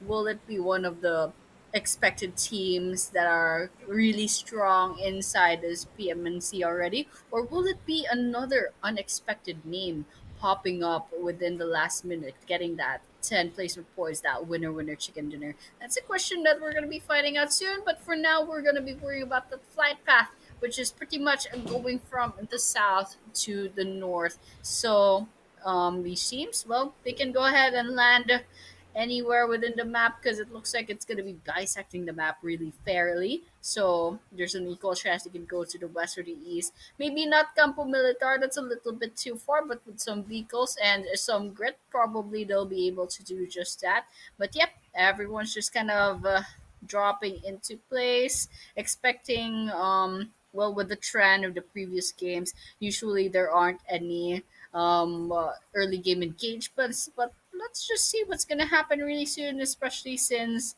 well, we're seeing where the teams are landing and it looks like they're kind of spread out. So, well, actually, what I'm really curious about is why Ninja is quite far from the rest of Hidden Leaf. So let's just watch out for everyone else, and there's potentially probably like some early game engagement. So that's something we're gonna be watching out for right now. Well, let's hope for the best, and wishing again a good match for the teams and for us as well, that we get to see maybe some domination, some good clutches in this match, and then some good comebacks, because we want to see comebacks from the bottom teams. And again we are emphasizing on that. That last match as well, we saw Team Nave getting the winner second dinner, and again a few more names mentioned earlier as well. But I think it's about time that Team 80 they get a winner second dinner as well. They maybe force it out for themselves and try in another way. Maybe that they can get some eliminations, get that momentum behind themselves, and then get the winner second dinner alongside as well. But for now, I believe 9 matches, or maybe you can say, in fact, 10 plus matches for Team 80, and still they are on hash 16. In fact, they are actually below maybe hash 16. They are on actually hash 24 in total though, and only 9 points so far for them, not with an average of even 1 point per match. So Team 80 struggling big time, but for Team La Familia, they don't have much points as well. So these are the names, these are few of the teams who have to actually perform in this match, because it can be their last match though. La Familia, Team 80, these are the teams who are actually in, maybe you can say one is in Group E, and then the other team you can say is in actually the Group B maybe. In fact, Group A. So Team 80, they will miss out the last match of the day, and it's not a good thing for them. So they have played already 3 of the matches, no such good points. This is the last match for them though, and once again, if you don't get a good game, then things will obviously become very difficult, and probably the first team will be confirmed by the end of this day, which is not going to the grand finals. So then we will have another maybe like 6-7 names to be decided tomorrow. So it's still up to you guys how you play this match and how you make a comeback. But for Team 4, YONKO, Lucky Cat, what just happened here? 4YLC Zoro, he was moving very steadily and then moving very abruptly towards his spot, towards that compound, and somehow he just shifted the handle of this vehicle though, and then he turned right and just moved like he didn't see anyone out there. And actually there was a player, maybe he saw him and then switched the sides and probably trying his level best to survive first in the match, and then maybe he will fight at some other point. But for Team DRS Gaming, looking good on the points table. Finally a good day to begin with in the first 3 matches, and now they are on the hash 5, closing up on the hash 2, close to Team T2K, close to Team HLX and Team 4DM. Absolutely, but well, the game is pretty peaceful. We're already almost to the 5-minute mark, and it looks like these guys are behaving really well. There's no early game engagement, no machete kills, no knife kills, no frying pans flying all around. But yeah, pretty much everyone's kind of just looting the place up, getting their locations in, just locking into those cars as well, those vehicles. And so with that, it's all a patient game. There's no teams running into each other so far, as we've seen in the camera and the mini map as well. And there's no damage being taken, not much anyway, and nothing popping up in the kill feed. So, well, we've already went past the 5-minute mark, and it looks like it's gonna be a long game, and especially since that stage 1 circle is still gonna take 3 more minutes, it's gonna be a little bit hard. But yeah, there are some teams that are quite far off from the circle, especially here, BAGH Esports. They are about, like, I believe it was like 800 meters away, so they're gonna have to get it moving if they want to be safe and sound within the circle. But yeah, they're gonna be worrying about that later on. It's still stage 1, so there's not a lot of pressure just yet. Everyone's just kind of chilling out, and we're also gonna chill out. So, well, let's just look at the leaderboards then real quick, because later on when things get really messy, it's gonna be a little bit hard. But yeah, right now it looks like BLUZZ Official isn't gonna be joining us for this game, so it's just AST coming in first place at 150 points. And coming in second is T2K with 89 points. So it's quite a big gap, but still T2K is gonna be going up against HLX with 83 points. So it looks like T2K actually overtook HLX. It's to the lead.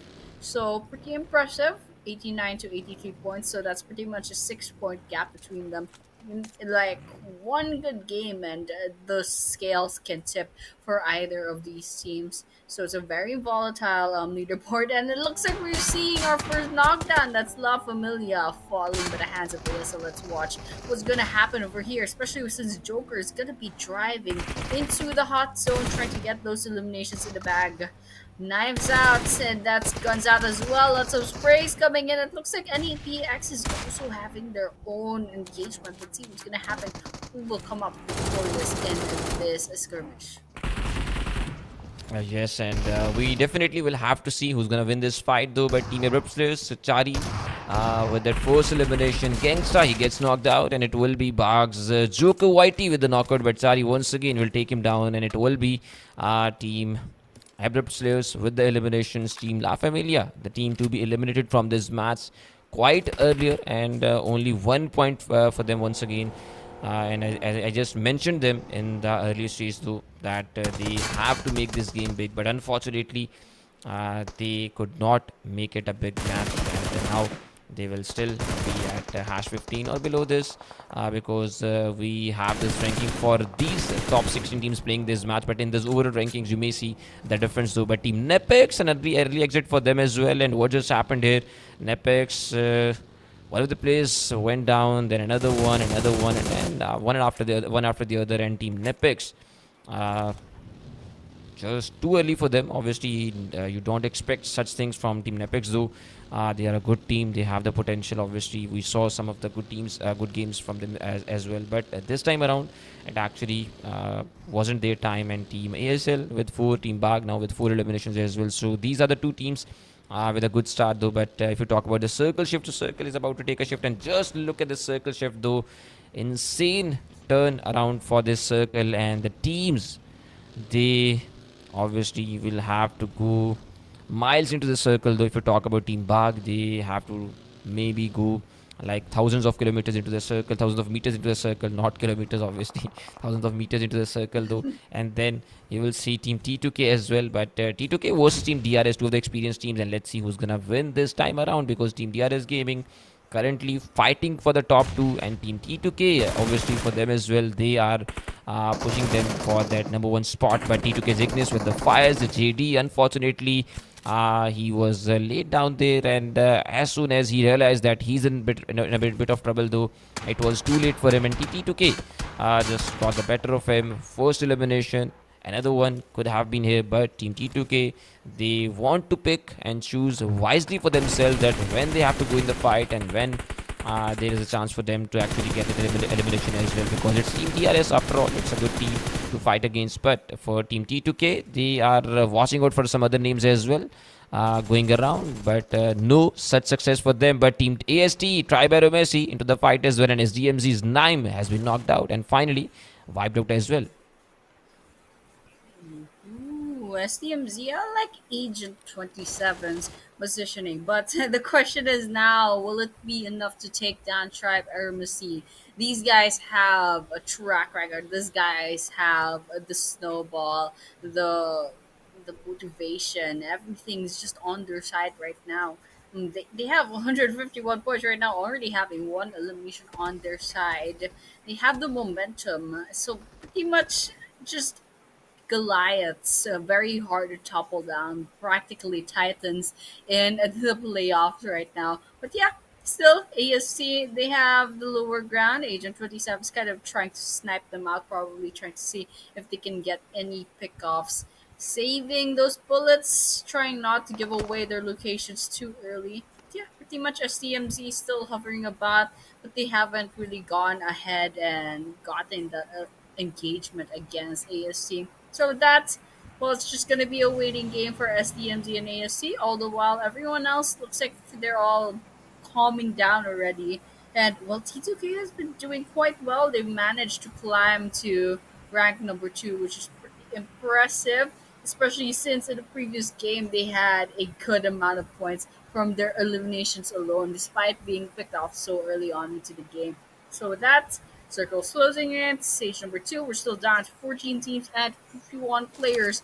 There's still a lot of time left in the Miramar map, potentially maybe 20 minutes late, like 20 minutes more. So let's just watch out for things that's going to happen. It looks like Tribe AEROMACY will be trying to get some pickoffs from far ahead. That's probably trying to be sniped. But all the while, everyone else is kind of a bit of a mess. That's 4DM and 4IYLC on the kill feed as well. BAGH is also in trouble. They managed to go ahead and, well, get 2 of their players eliminated off, but they do have 4 eliminations on their side as well. So it's a win. It's like a give and take, for these teams. But yeah, for YONKO Clats, Fearless is definitely Fearless. Took a lot of damage, but still not gonna stop them from trying to get some eliminations off of 4DM. So that's MAKPEN. Guns out, trying to see this 1 versus 1 behind this wall, but it looks like 4DM's not moving at all. We're kind of just staying there, waiting for MAKPEN. With that, one more wall, corners. MAKPEN doesn't take that. It's gonna be a really messy 1 versus 1, but they're kind of just side sweeping each other. Oh, this is gonna be a 2 versus 1. It's gonna be a little bit hard. Ooh, MAKPEN gets 1 as Itia falls Fearless all the while, and some other part of the map gets peak as well. And with that, 4DM says goodbye. A bad match, obviously, and for Team Death Machines, they are out of this match now. Team 4YLC, a good match to begin with, and 4 eliminations to their side though. And I think it was come get me, come catch me game out there played between both these teams out there. Players trying to catch the other one, then one going behind that wall, going to get into that cover, and then finally we saw the team elimination though. But for Team RS, they're in a fight as well. Real Savages up against Team ANTEIKU. ANTEIKU, they want some good points. They actually have to have some good games as well in total, but unfortunately another bad match for them. One more player down into this match, and Team ANTEIKU will have the last place standing. Team BAGH ESPORTS as well, they are rotating. What is happening here? Team Real Savages have a good chance actually to get at least one more knockout, and Dada is about to take one down, but then he will not go for the shots because maybe he has like a mini 14 in his hand. So it was like maybe a tough one for him though, but still Team DR is gaming another one, and Team Real Savages, this is your opportunity. A third one for Team Real Savages though. First they had team ANTEIKU, then they had team BAGH ESPORTS, now they have team DRS Gaming. So one after the other. Let's see though if they get some points. But for team DRS Gaming, we clearly can see that they have got one of the players knocked out, and it's a tough time for team DRS Gaming. Probably will be a difficult revival as well, and considering the circle is about to close, so team DRS Gaming, you just don't have to waste your time. But Killer YT, what a knockout from him though, and he knocked out the player of team 4K, the team who tried to backstep team DRS Gaming and tried to get the eliminations confirmed, tried to get another player knockout, but team DRS Gaming on their way and getting the player in that vehicle as well. I think it's a good move, and probably they will get the revival, hopefully though. But for team HLF, you will see one player being eliminated, and team RS, wherever I see DRS Gaming is going, team Real Savages are actually behind them. Yeah, absolutely. Actually, there's a lot of things happening, but DRS is doing the right thing right now. Oops, Cyclone gets picked off. Oh, that's a whole elimination on their side. So that's JD and Cyclone saying goodbye right now. So it's up to Killer YT, an example on the side of DRS, kind of try to get as much points as possible. But right now, there's a huge numbers disadvantage coming in with DRS Gaming. Still, they had a good run on these past couple of games, so maybe it's just not in their favor right now in this Miramar map. And all the while, Real Savages outside lurking about. There's potential that they might be able to wipe out DRS in this situation. Grenades out. Example gets a knockdown by Jiggle God. And if that Killer YT tries to save them both, but it's just a little bit hard, especially since you're dealing with Real Savages and there's BAGH lurking about nearby. Ooh, there we have it. Let's see if Killer YT will get a one elimination at least before kicking the dust. But yeah, Jiggle God, 1 versus 1 potentially. Side sweeping each other, sidestepping. Grenades coming in. Molotov. Ooh, there we have it. Biambidada coming in.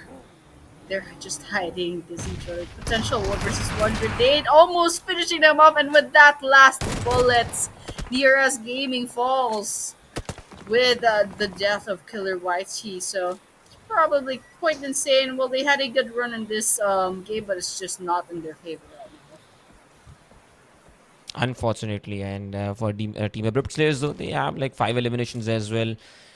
Zook, the last player standing for team HLX. They have two of the players surviving as well. So 3 solos in fact in this match. So team 4K, team 80, and team ABRUPT players. But then we have team HLX, a duo surviving into this match. We have team BAGH ESPORTS, another duo into this match. So these are in total of 5 teams, you can say, who are like down to 1 or 2 of the players. But for team ABRUPT players, Joker just waiting, holding his sport though, and he actually has to do this, but I think this will be it for him. He will be out of this match, and Masters already with that Molotov takes the better of him, and team ABRUPT players no more into this match. And team T2K, will it be another dominating match for them, because they have now 4 eliminations, and team ANTEIKU at this point, as I just talked about, another elimination. They have been wiped out as well, and back-to-back bad matches for them. This is the 4th match, I think so, consecutively that they have only managed to get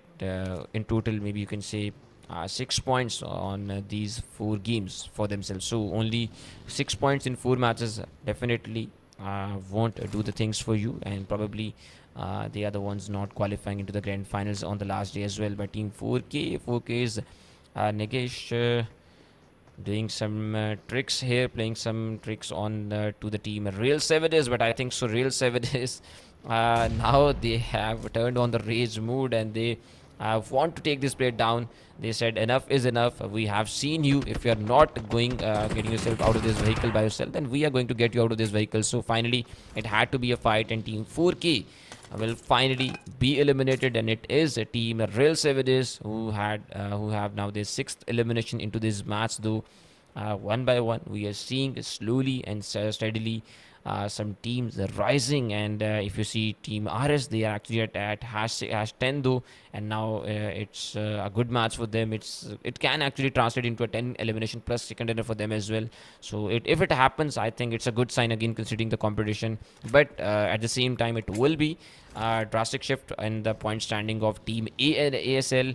it can be even more drastic if Team Nave performs again and they get another winner second dinner from the bottom as well. So these are the two contenders fighting for the top 10 for now, but Team RS, they can actually go into the top 9 as well quite easily. Then for the rest, it has to be top 10. By talking about the circle, back to the main things, and Team SKD, they are on the verge, in fact on the edge of this circle, though Team RS, they are entering the circle as well, and Team BAGH Esports outside the circle, but will make it probably in the upcoming few seconds though.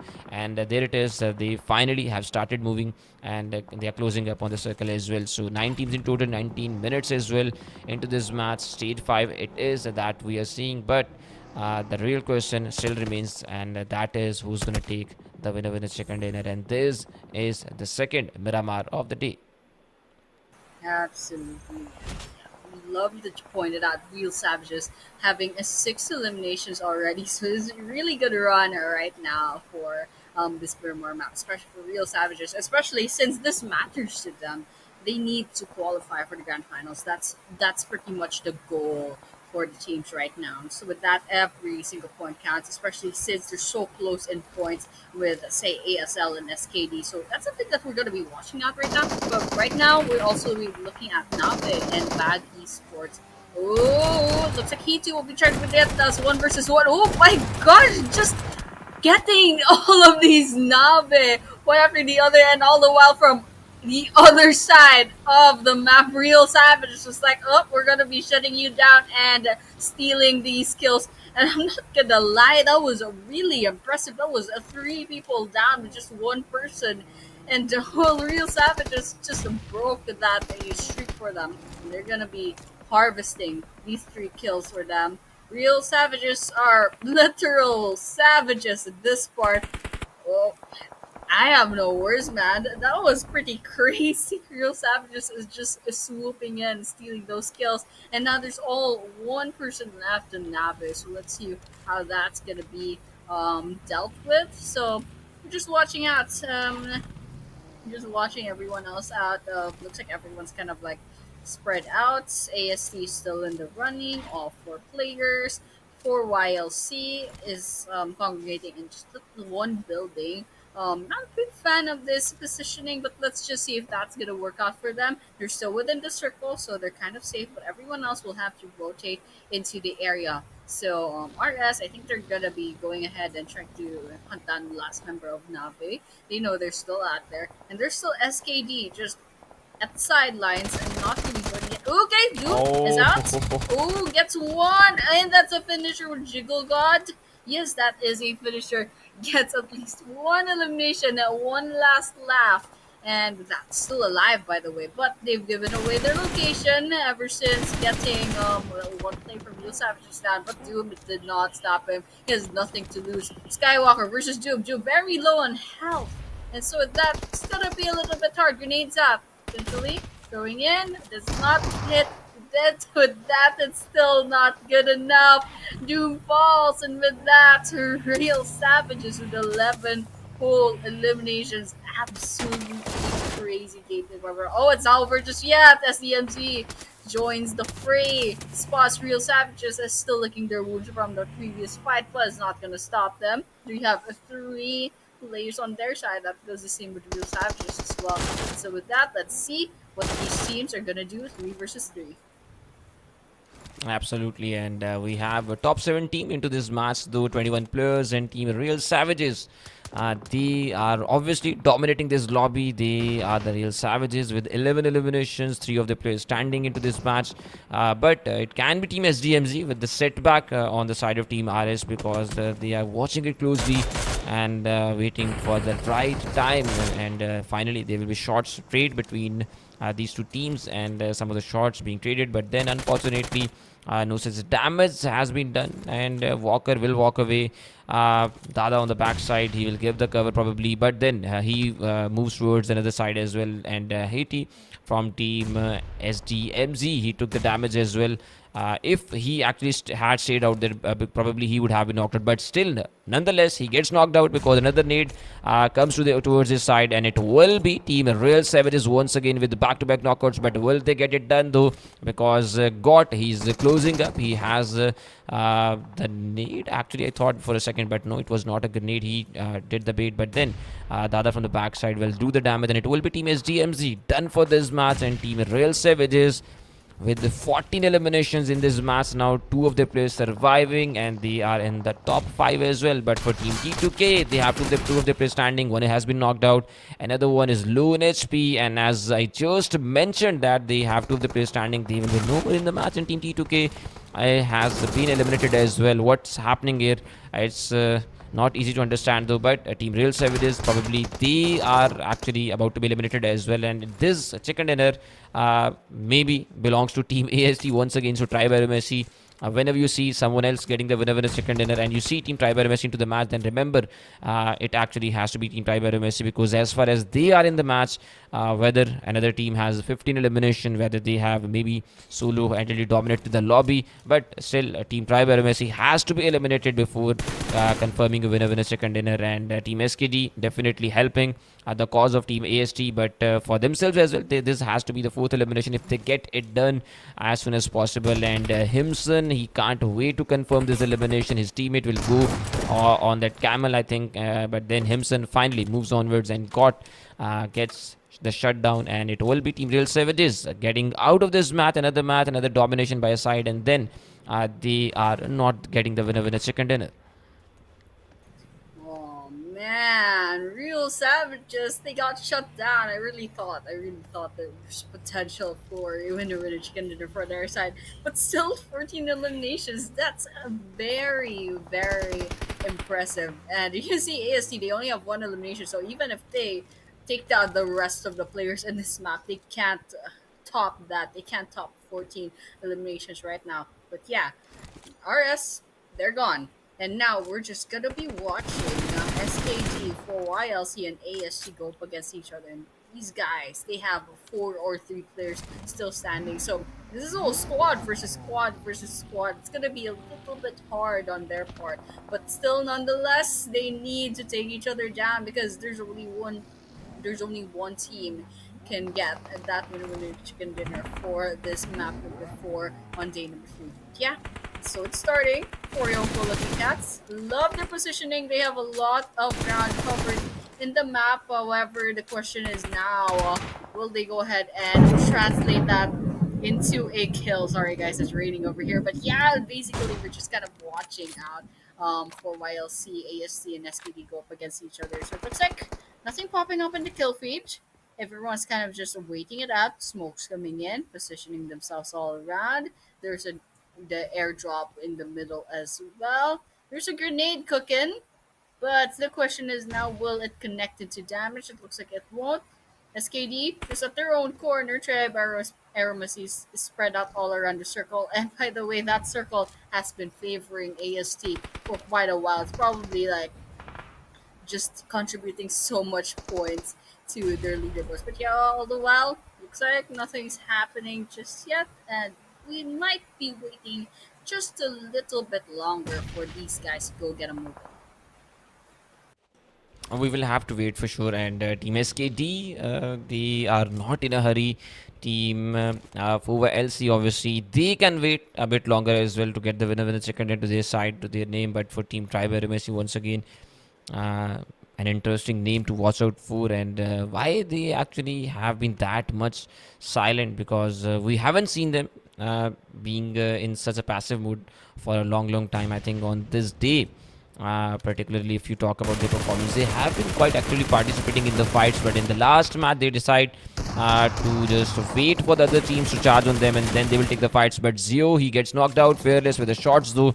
Team AST in a bit of trouble, in fact in a lot of trouble now, because 2 of the players have been eliminated. The 3rd one is knocked out. The 4th one, he's just waiting for his turn though. And this is a Delta from the side of Team AST with the grenade in the hand. He throws the nade, but probably no such damage to get the knockout. And then Team SKD from the front side, They are waiting for Delta to come out of this shag as well, and then they will get his elimination. But Fearless for now will wipe out Gyante, and Team AST, Tribe AEROMACY, giving away all those eliminations to the side of Team Fuwa LC, probably because SKD still they are on 4 eliminations. Team Fuwa LC, they were like at maybe 6 or 7 eliminations, and now they are having like 10 eliminations. So Team Fuwa LC getting all those eliminations. Tribe AEROMACY's Delta throwing Molotovs, whatever he has left, obviously in his backpack though, to throw away on his opponents. But still, this won't be enough. This won't seal the deal for him. But Fuwa LC, what's happening here? And Himson on the charge. He takes one down, he takes another one down, and those 2 players were actually trying to take down Team SKD's Himson, but I think that was the wrong move, and there has to be that decisive shift for Team SKD as well, and they will finally get the winner second dinner. So from a point where it looked like the Team SKD will miss the winner second dinner, they finally will get the winner second dinner. Team Tribe AEROMACY has 3, and then we saw another name obviously at hash 2. I just forgot the name, but still SKD getting the winner second dinner, and a great match. Absolutely. There's a lot of surprises coming in for this day number 3. And SKD, they pulled through. They used their numbers advantage to, their advantage. And they got that winner chicken dinner on their side with absolutely great gameplay coming in. So with that, I mean, there's a lot of notable things in this map. There was, of course, SKD's winner chicken dinner. And there was also notably Real Savages getting 14 whole eliminations before getting shot down. But yeah, this is SKD. This is your winner chicken dinner winners for this Miramar map for J number 3. And they're gonna be getting 10 placement points from that. Ooh, I love this highlights coming in, and yeah, pretty much a lot of teams really shined in this map. There's T2K from earlier on, got to eliminate quite early. SKD getting that winner chicken dinner, beating 4YLC and Tribe AEROMACY in the top 3, getting that winner chicken dinner. But yeah, this is the team stats, the individual stats as well. So we saw a while ago Himson getting those 4 eliminations and 768 damage. Wraith with 3 and 411 damage dealt. Pekka with 1 elimination and 534 damage dealt. Kind of unproportionate. And yeah, we have Nodzu with 0 eliminations and 183 damage dealt, with a total of 8 eliminations for the whole team and damage of 1,896 and 5 knocks. And yeah, this is the match summary. Match number 4 of our day number 3 playoffs. This is 60 total eliminations, 9,277 total healings used, 1 lethal elimination, total knocks of 51, total throws of 142, 30 in total headshots, 3 airdrops looted, and 345 snipe coming in from DRS's Killer YT. Yes, and talking about the match standing, we have Team SKD on top of the table with 18 points in total, and we saw the player stats. But talking about the hash 2 Team RS, Real Savages with 18 points in total as well, so a good match for them. 4YLC, the team who finished at hash 2, they have 16 points in total. Team Train to Kill, they get like 9 total points. Team Tribe AEROMACY with 6 points. Team ABRUPT with 5 points. Team Nave with 4 points. Team BAGH with 4. SLX with 3 points. Team SDMZ with 2 points. Team 4K with 2 points, and then so on. We saw some of the teams with 2 and 1 point, and then onwards I believe 0 points for some teams as well. But moving towards overall standing, Tribe AEROMACY again on top with 156 points. BLUZZ official still short of that 100 marker with 1 point, but Team T2K with 98 points. Team Hidden Leaf 86 points though. Team 4 YONKO Lucky Cat with 80 points. Team 4 Death Machines with 77 points. So DRS Gaming just maybe dropping by 1 rank though to that number 7 spot. Team SKD 76 points. Real Savages into the top 9 now, and this will be it for the page 1. But on to the page 2, we have Team 1-It RLX with 63 points, MAKPEN with 57 points, and then Team ABRUPT with 57 points though. Nabe with that winner second dinner, but still unable to make it to the top to that page 1 though, or into the top 10 spots, but still they are at number 14 with 51 points. NEPX 51 points, and 4 Knights Number 16, SDMZ, AKAZAYA, Team LAFAMILIA, and ANTEIKU. These are the 4 teams probably struggling the most on the points table. So they have to make their way, obviously, into the top 16 if they want to qualify for the grand finals. But top 5 eliminators, and once again, Rig leading the chart. Absolutely. ASD Rig still at the top with a 6-point gap to the eliminations, with a delta coming in still from Tribe AEROMACY. So wonderful players still holding on to their spot with the total eliminations. But yeah, that was pretty much it. SKD with that winner chicken dinner, and lots of interesting things happening in the leaderboards right now, especially with T2K finally joining in with 98 points. And we know BLUZZ official didn't join that previous match, so that's to be expected that they still stayed at the 99 points. But right now, it's quite hot in the top 2 and top 3. Once again, the goal here is to just kind of qualify for the grand finals, but still, it's still interesting to watch how these teams compete against each other, especially since the stakes still aren't high, but they're still doing the best that they can to impress everyone. But yeah, that was pretty much match number 4. We'll be moving on to match number 5 later on, but for now, we will be taking a short break, so stay tuned. We'll be seeing you after a few minutes after this short break.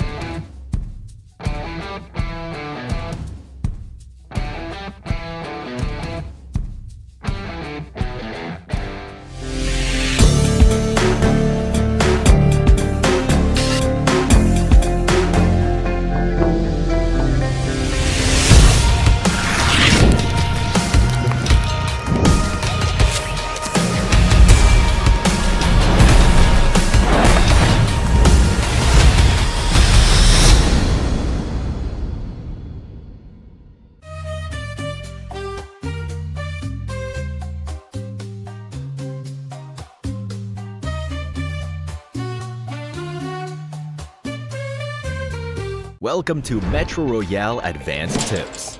In this video, we'll be going over some underrated Metro Royale tips. In Metro Royale, these little techniques can help us gain the upper hand in battle. Let me give you a few tips. Number 1, gear selection. When you're short on Metro cash, you should prioritize high-quality ammo over a high-quality firearm, because in battle, the damage output of a high-quality firearm paired with low-quality ammo is lower than that of a low-quality firearm paired with high-quality ammo. Number 2, target boss weaknesses. Some Metro Royale bosses have weaknesses, such as the bosses at Missile Silo and Armory Outpost on the Arctic Base, Advanced Map. They carry 2 liquid nitrogen tanks on their back. Destroying these tanks stuns them, making them easier to defeat. Number 3, tactical mines. As you all know, approaching a tactical mine will set off an explosion that blinds you or unleashes poison. However, if you discover an enemy tactical mine in advance, you can fire at it to destroy it. On the other hand, when it comes to using tactical mines, you want to place them where the enemy is guaranteed to walk. Even if they discover the mine, the shot they fire to destroy the mine will alert you of their approach. Number 4, minecart tip. When using a minecart solo, the fastest speed you can reach is 43 kilometers per hour. When you have a teammate with you, you can ride the minecart together and achieve even higher speeds. Number 5, climbing tip. If you're ambushed by enemies while climbing a ladder, tap the jump button to land back on the ground for a quick retaliation and avoid getting caught out mid-climb.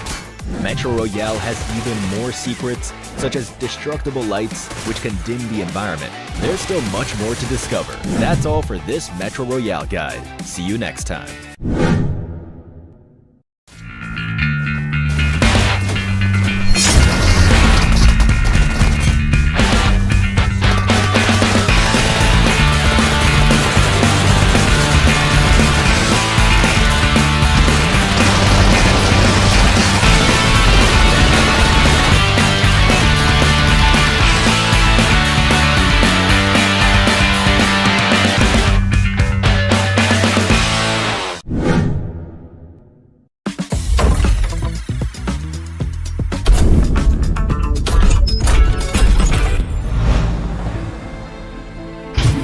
price of freedom is high. Sorry. This line needs more drama, more tragedy. It needs... The price of freedom is high, but it's a price I'm willing to pay. Get the airdrop! Charge! Sorry. This is not the end. Retreat! Retreat? How disappointing. That's gonna cut the load. Excellent work! I am Optimus Prime. You're ready to fight for our future. Form up on me! You are a fool, Optimus. You are either with me or against me. I am Megatron, leader of the Decepticons. This ends now, Megatron. One shall stand, one shall fall.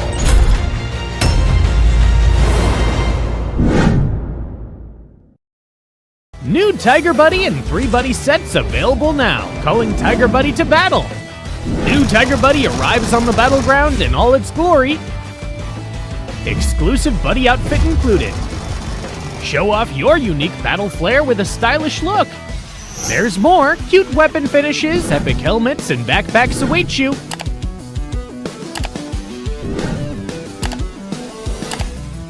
Sign up for the home face-off now. Join the event. And just like that, we are back to the 2025 PMNC South Asia Fall Playoffs, day number 3. We just witnessed match number 4. We'll be moving on to the final match number 5 for today or tonight, depending on where you're watching. And yes, we are your casters. My name is Annie, and Gaming Portal is with me. And so, Gaming Portal, it was an interesting last 4 matches. What are your thoughts so far?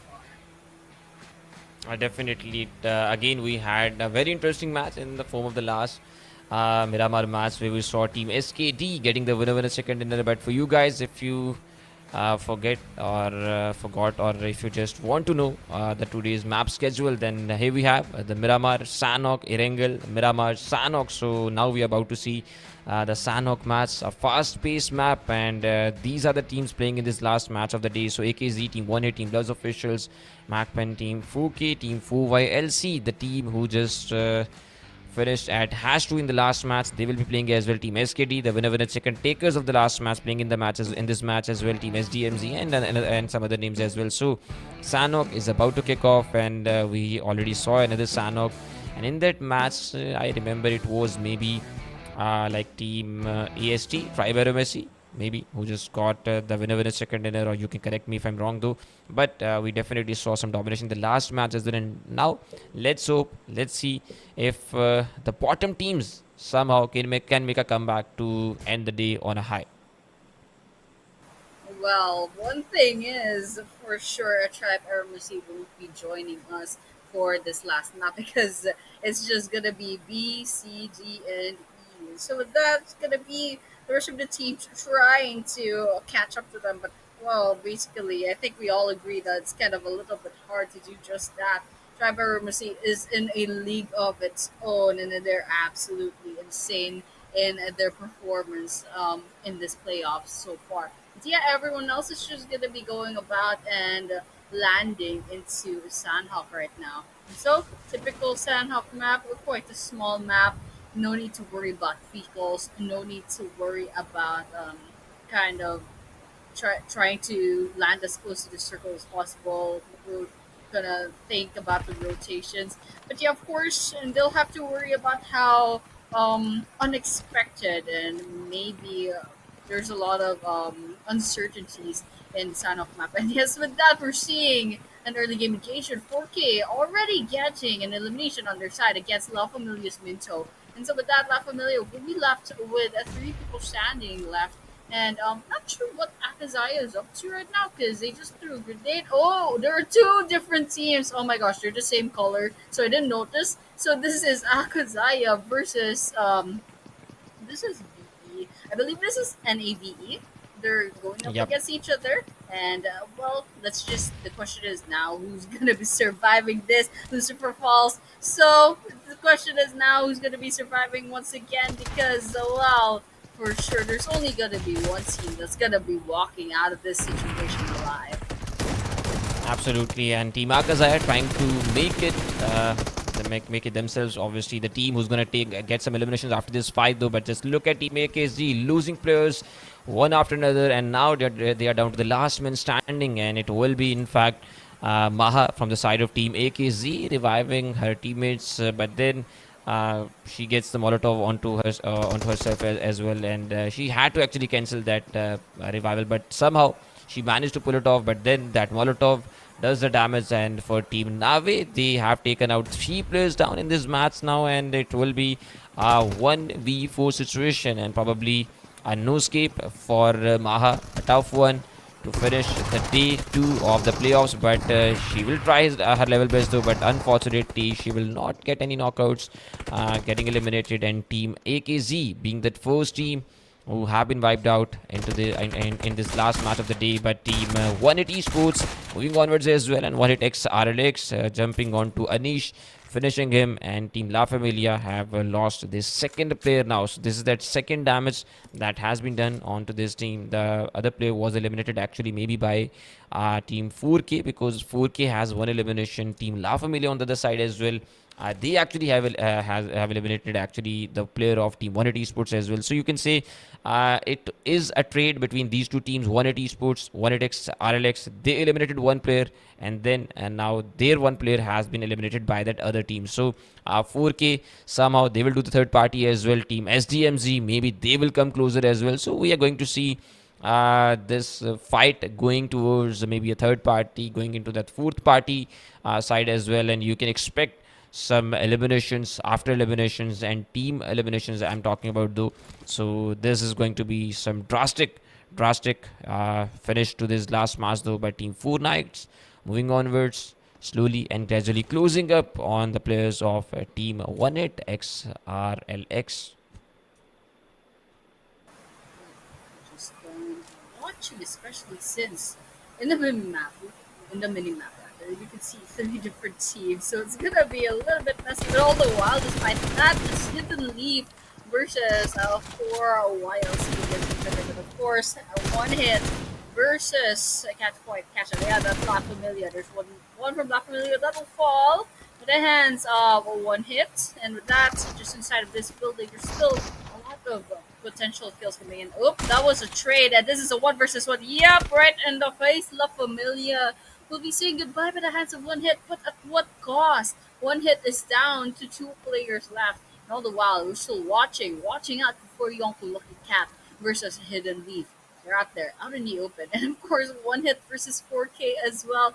There's a lot of things happening all over the map, and this is the beauty of Sanhok. It's just a lot of uncertainties. It's a whole wild card, and apparently, I heard from players that well, these guys they don't like Sanhok because it's a really messy map. It's very scrappy, and we can see it right now. There's a lot of mess coming in, and we're still 5 minutes into the game. We got 14 teams, and this is pretty much the last map, and so these guys kind of like climbing the walls right now. With that, we have another team eliminated. That's 4 YLC. We're down to 13 teams, 49 players. This is not over yet. It's 4 Knights joining in, and coming out the last player of one hit. Oh gosh, DRS Gaming versus HLX as well. It looks like DRS is in trouble, however. Genie, he's a revive example, is very low in health, and well, despite that, HLX actually gets eliminated. Okay, guys, calm down. We're down to 11 teams. There's so many eliminations all of a sudden. We're down to 44 players. 4 Knights is still standing with their 4 Knights, definitely, and they already have 3 eliminations. Okay, just checking real quick. Everyone else, they have, I guess, the highest number of eliminations right now for any team is 4, and that's HLX and Nave. Well, HLX got picked off, so Nave, they still have a chance to go ahead and well, go up and get more eliminations to the bag. So with that, we're just going to be watching the map. Right now, it's 4 Death Machine versus Navi. Let's see how this turns out. SKD, unfortunately, for them though, that they have got 2 of the players down. I think so. One is eliminated. The second one, he's knocked out. But for Team 4DM, they will receive some shots as well, and the damage has been done on this side though.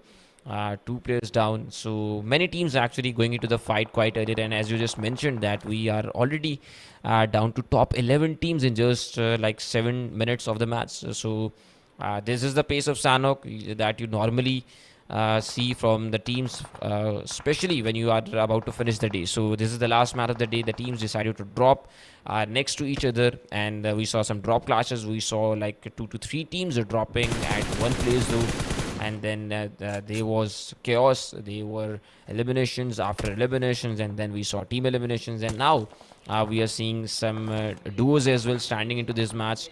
We are seeing a solo, maybe 2 to 3 solos though. But in fact, we are seeing a duo, no solos into this match. But SKD, they have three of the players standing into this match though. SKD lost only one player, Team T2K. One of the player is low in HP. But Navi once again into the fight. Doom with that knockout. Aditya, he has been knocked out. No recovery, no chance of revival for him though.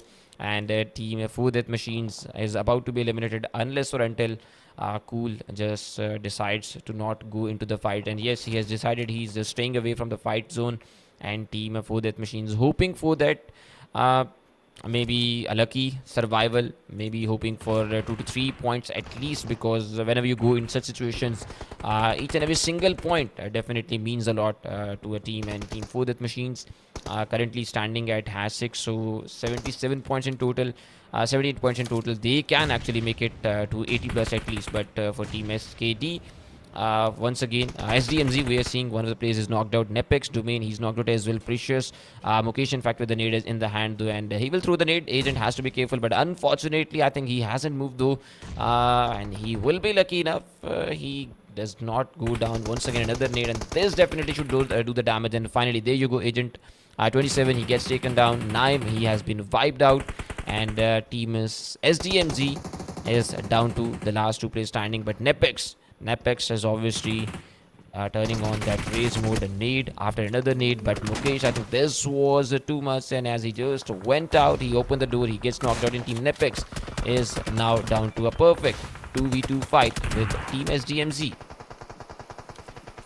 Out like a light, but NEPX, NEPX, still going against SKD. Ooh, coming in. Claw takes a lot of damage now. It's all up to Precious to kind of carry their team right now, because this is a one-man army going up against for the rest of the 30 players, rather. 30 players are still up in the running, and Sanhok. So it's going to be a little bit hard on their side, but all the while we are watching out for the rest of the teams. So BLUZZ finally crossing the 100-point mark. That goes the same with T2K as well. This is a turning point for their teams in this map, and they still have all 4 players each. So those are the top 2 in this map so far, still up in the running. But all the while, NAVE versus ASL somewhere out there in the map as well.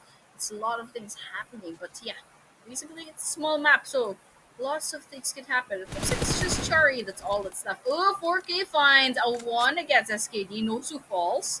And will that be an elimination? That's a question, because that circle is gonna eat them up, and it's not a good location to be in, especially when one of your players needs that revive. But yeah, all 4 knights, they're still inside that blue zone. They're not out of the woods yet, like quite literally, they're not out of the woods. But the spot Precious from NPX.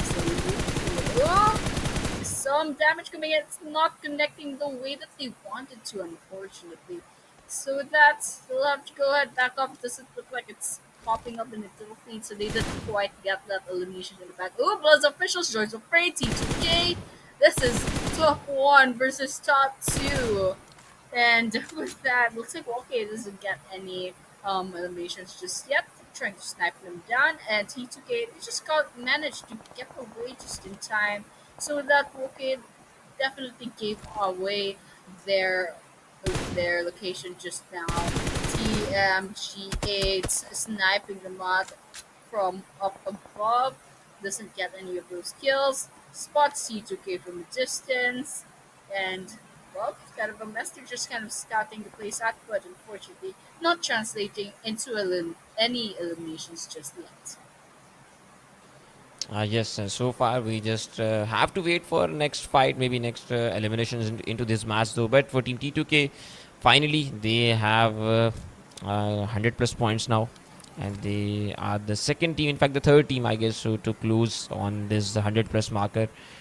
Because we are seeing Team T2K with 100 plus points, so we have seen another name, BLUZZ officials, with 100 plus points into after this match as well. So 100 plus, 100 plus, plus for both the teams though, and Team DRS Gaming around that 79 points. So a good match definitely can convert this number into 100 as well for Team DRS Gaming as well. But if you talk about Team HLX, Team FUVA LC, once again the elimination of both these teams is definitely going to help Team DRS, and we have talked about this on this whole day, that the elimination of any single team from the top sports will open gates for the bottom teams, and this has happened in the previous matches as well. Team DRS Gaming, at one point they were probably at like when they started the day around that, I think bottom of the page 1, or they were on the page 2, but then they managed to get themselves onto the top 6, top 5 spots in the overall rankings among the top 20 teams, and now you are seeing them like they are standing at top 5 or top 6 again. So Team DRS Gaming, yes, they have been playing well,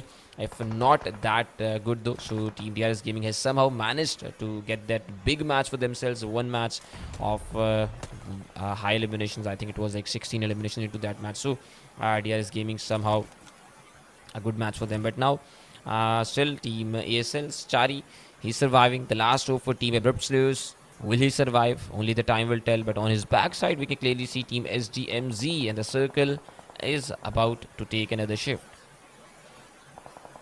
Absolutely. Stage 3 circle. And yes, it's absolutely going to go ahead and be on other players. But yeah, those officials against T2K still. Igneous falls for the Hasavolka with the DBS, but yeah, that's a finisher as well, so that's one more elimination completed for decidable, okay?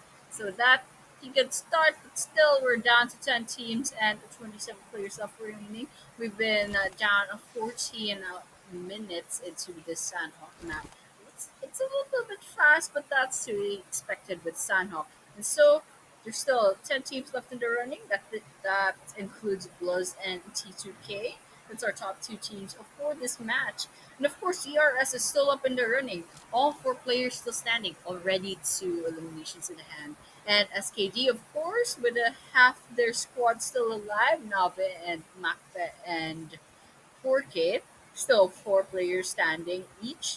And unfortunately, ASL, NEPX, and SDMZ with 1 player. So, well, it's gonna be a little bit dragging from now on, I suppose, because it's nothing popping up in the kill feed, and everyone's kind of just playing it safe. And so with that, we can actually see NABE. Ooh, they're having some shots. I know it looks like they have spotted SKG. This is gonna be a 4 versus perhaps 4. And Doom's kind of like right behind this boulder trying to get that kill in the bag, but Doom gets the one knocked down. Mini still alive, quite far away from everything else, but once Mini gets taken down, it's all over. So let's see if SKD can manage to get the snipe in, and with just one wrong move, Mini could potentially be the downfall of NAB. Ooh, Cherry finally says goodbye, but T2K gets spotted, and that's the elimination of their squad completely.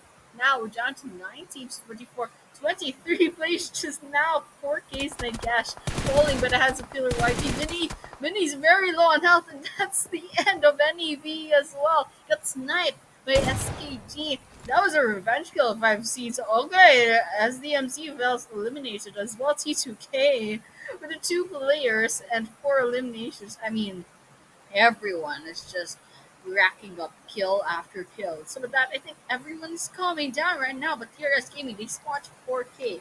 Let's see if they'll take this engagement up against them. Yes, we will have to wait for it. But for Team DRS Gaming, I think so far just 3 eliminations, not that big of a match, but considering they are into the top 7 spots now, they have 4 of the players remaining in this match. So yes, this can be a big match once again for Team DRS Gaming, and if this turns around, turns out to be a good big match for Team DRS Gaming, then definitely they will be into the top 5 quite easily. They probably will land closely to the top 3, or maybe they will actually make their way into the top 3, because they are not that far away, and only Team SKD has to be eliminated from this match now in their way. So Team SKD down to 2-man standing. T2K, they are actually down to 2-player standing as well, but Team DRS, they get spotted. Team 4 Knights, Rio with the shot, so but unfortunately does not get the connection, and he will have to wait for it. And in that meantime, Venom, he's on the backside, trying his best to hide himself from the players going around. And we just saw it quite earlier that some of the teams getting eliminated just because of their positioning as well. So Team Nave, they were quite in the open area, and they just got caught. The last player, he tried his level best to get himself out of those shots, but unfortunately he wasn't able. And then Nave, they getting out of the match. Team SDMZ, they got the elimination, and one team after another. So back to back, 2 to 3 teams wiped out, wiped out in a few seconds though. But this time around, because we are now at 17 plus markers, so all the teams, they know this perfectly. That yes, each and every single move can just make your way into the top maybe 5, and each and every single wrong move can actually stop you from getting those 1 to 2 crucial points. So but look at Team BLUZZ official chasing down that horse, and unfortunately the player, that rider, he gets himself away from the shots. And Team MAKPEN as well, they trying their best to get inside the circle though, but Team BLUZZ officials, they have spotted them. I don't think so that Team MAKPEN is going to get away, and yes, they won't be able to do this. 2 of the players are knocked out, third one gets down as well, and now it's down to that last Yeti, unable to do so, and he gets eliminated. Team BLUZZ official plus Team DRS Gaming getting the eliminations there. Alright, since that's one more team rather, one more team down, and so we are up 6 teams left, plus T2K, SKT, DRS, NEPX, NEPX rather, and 4 Knights. So that was official versus DRS. So that's guns out. Crosshairs, they spot BLUZZ from distance. GEI, will they get the snipe in? That's a question, and it looks like you won't be committing to that just yet. But yeah, AKAZAYA just right around the corner. One good shot. There's a possibility that they'll get this kill in the bag, but for now, it doesn't seem to be the case. But BLUZZ is doing well. They have 6 eliminations so far, and they're still alive. They still have all 4 players standing, and they have a really good position right now. But JDI is trying to sneak up against them, so let's see how that's gonna work out for them.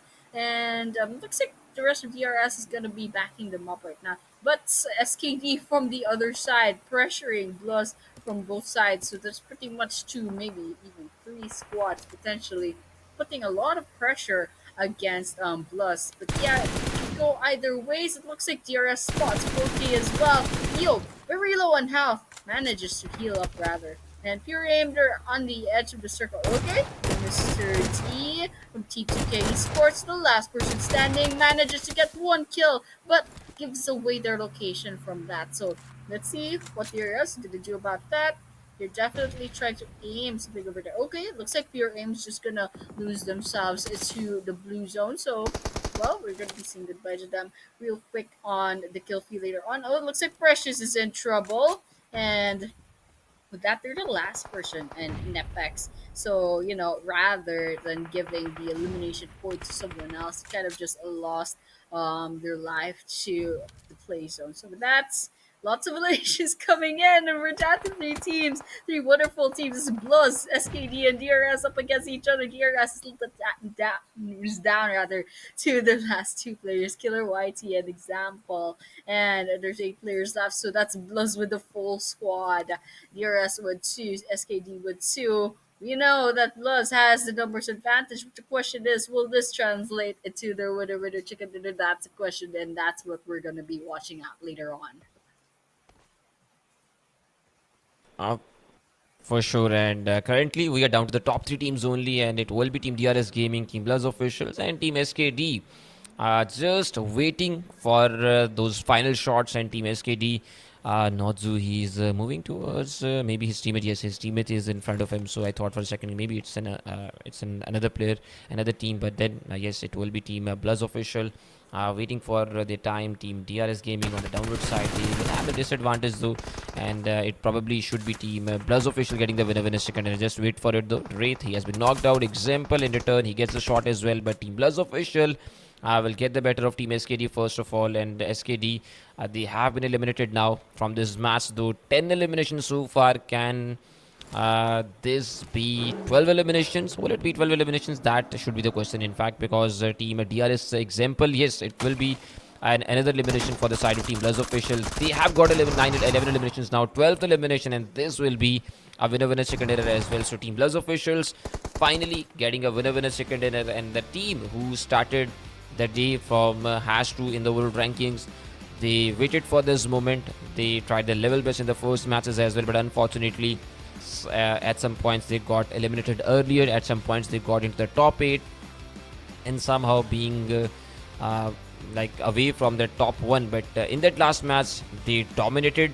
They got the winner chicken dinner, and this will obviously get them close to the team on the top 1. That is obviously the Team AEROMACY. So still, obviously, this is not that less of a difference that Team BLUZZ official will be so close to Team AEROMACY, but obviously this is gonna close the things up for Team BLUZZ official. BLUZZ official with the damage with those 12 eliminations. Let's see what's the total damage, what's the total number of eliminations to each single player. But BLUZZ officials, GG's once again to them for the winner second.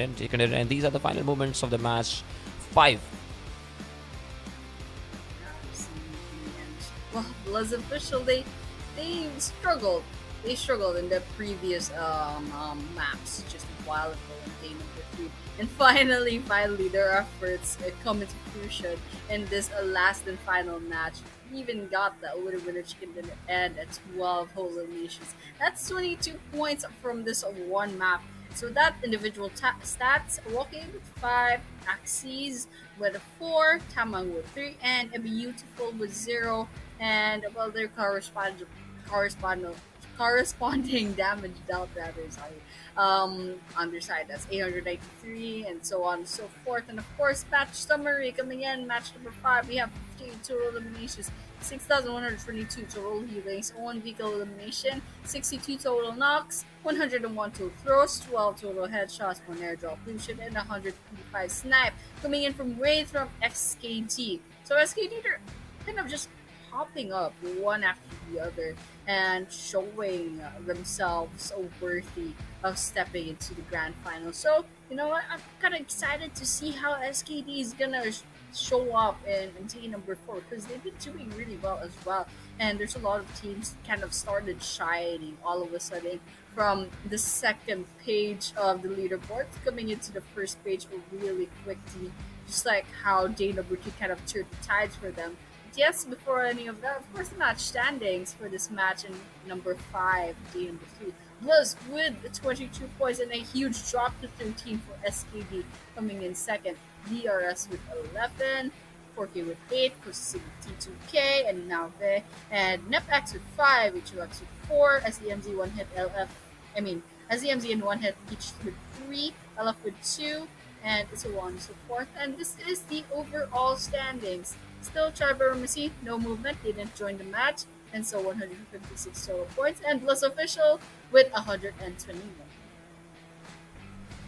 Yep, and Team BLUZZ officials finally closing up again, as mentioned earlier, on that #1, but still it's a big difference. 37 points difference between Team BLUZZ officials and Team AEROMACY on the #1 and #2. Team T2K officials with 106 points on the #3. Team Hidden Leaf Esports on the #4, 90 points. So as we go down, we see the difference, and the #2 probably will be difficult now for the bottom teams as well. And even Team T2K, they are trying their level best to get themselves quite comfortably into that top 3 spots, and then just like Team AEROMACY has almost made it impossible for the other teams to reach them.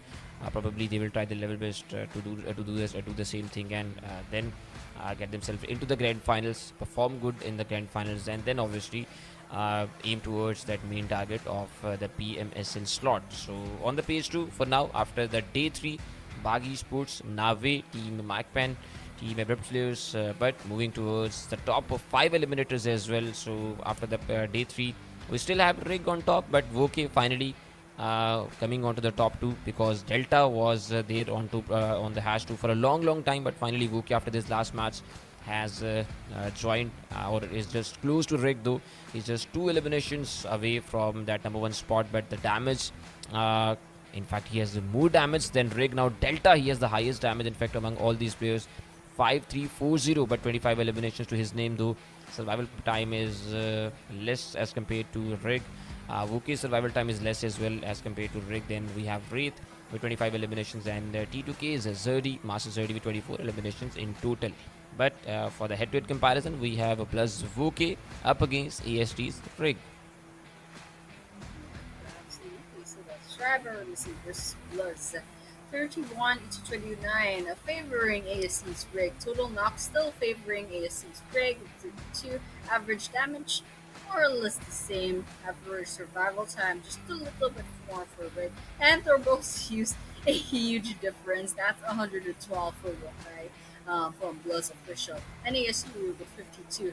And well, that concludes day number 3 of the playoffs. This is today's map schedule rather. Miramar with AST, Tribe AEROMACY getting the win, MAKPEN and Sanhok, Arango with NEPX, SKD with Miramar, and finally Sanhok, our last match with a BLUZZ official. That was day number 3 of the playoffs, and so that concludes the stream for tonight.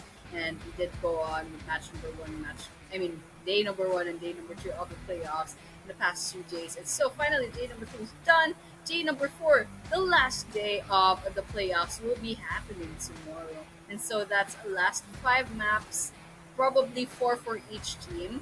So that's 4 more chances for each team to prove themselves and to try to finalize that leaderboard and try to go ahead and qualify for the grand finals, because that's pretty much the goal here right now. They have to qualify for the finals, step in there and get the chance to taste that really generous prize pool later on. But yes, that's gonna happen tomorrow. They have to give it their all and they have to qualify for that. But yeah, this was day number 3. That was match number 5, our last Sanhok match.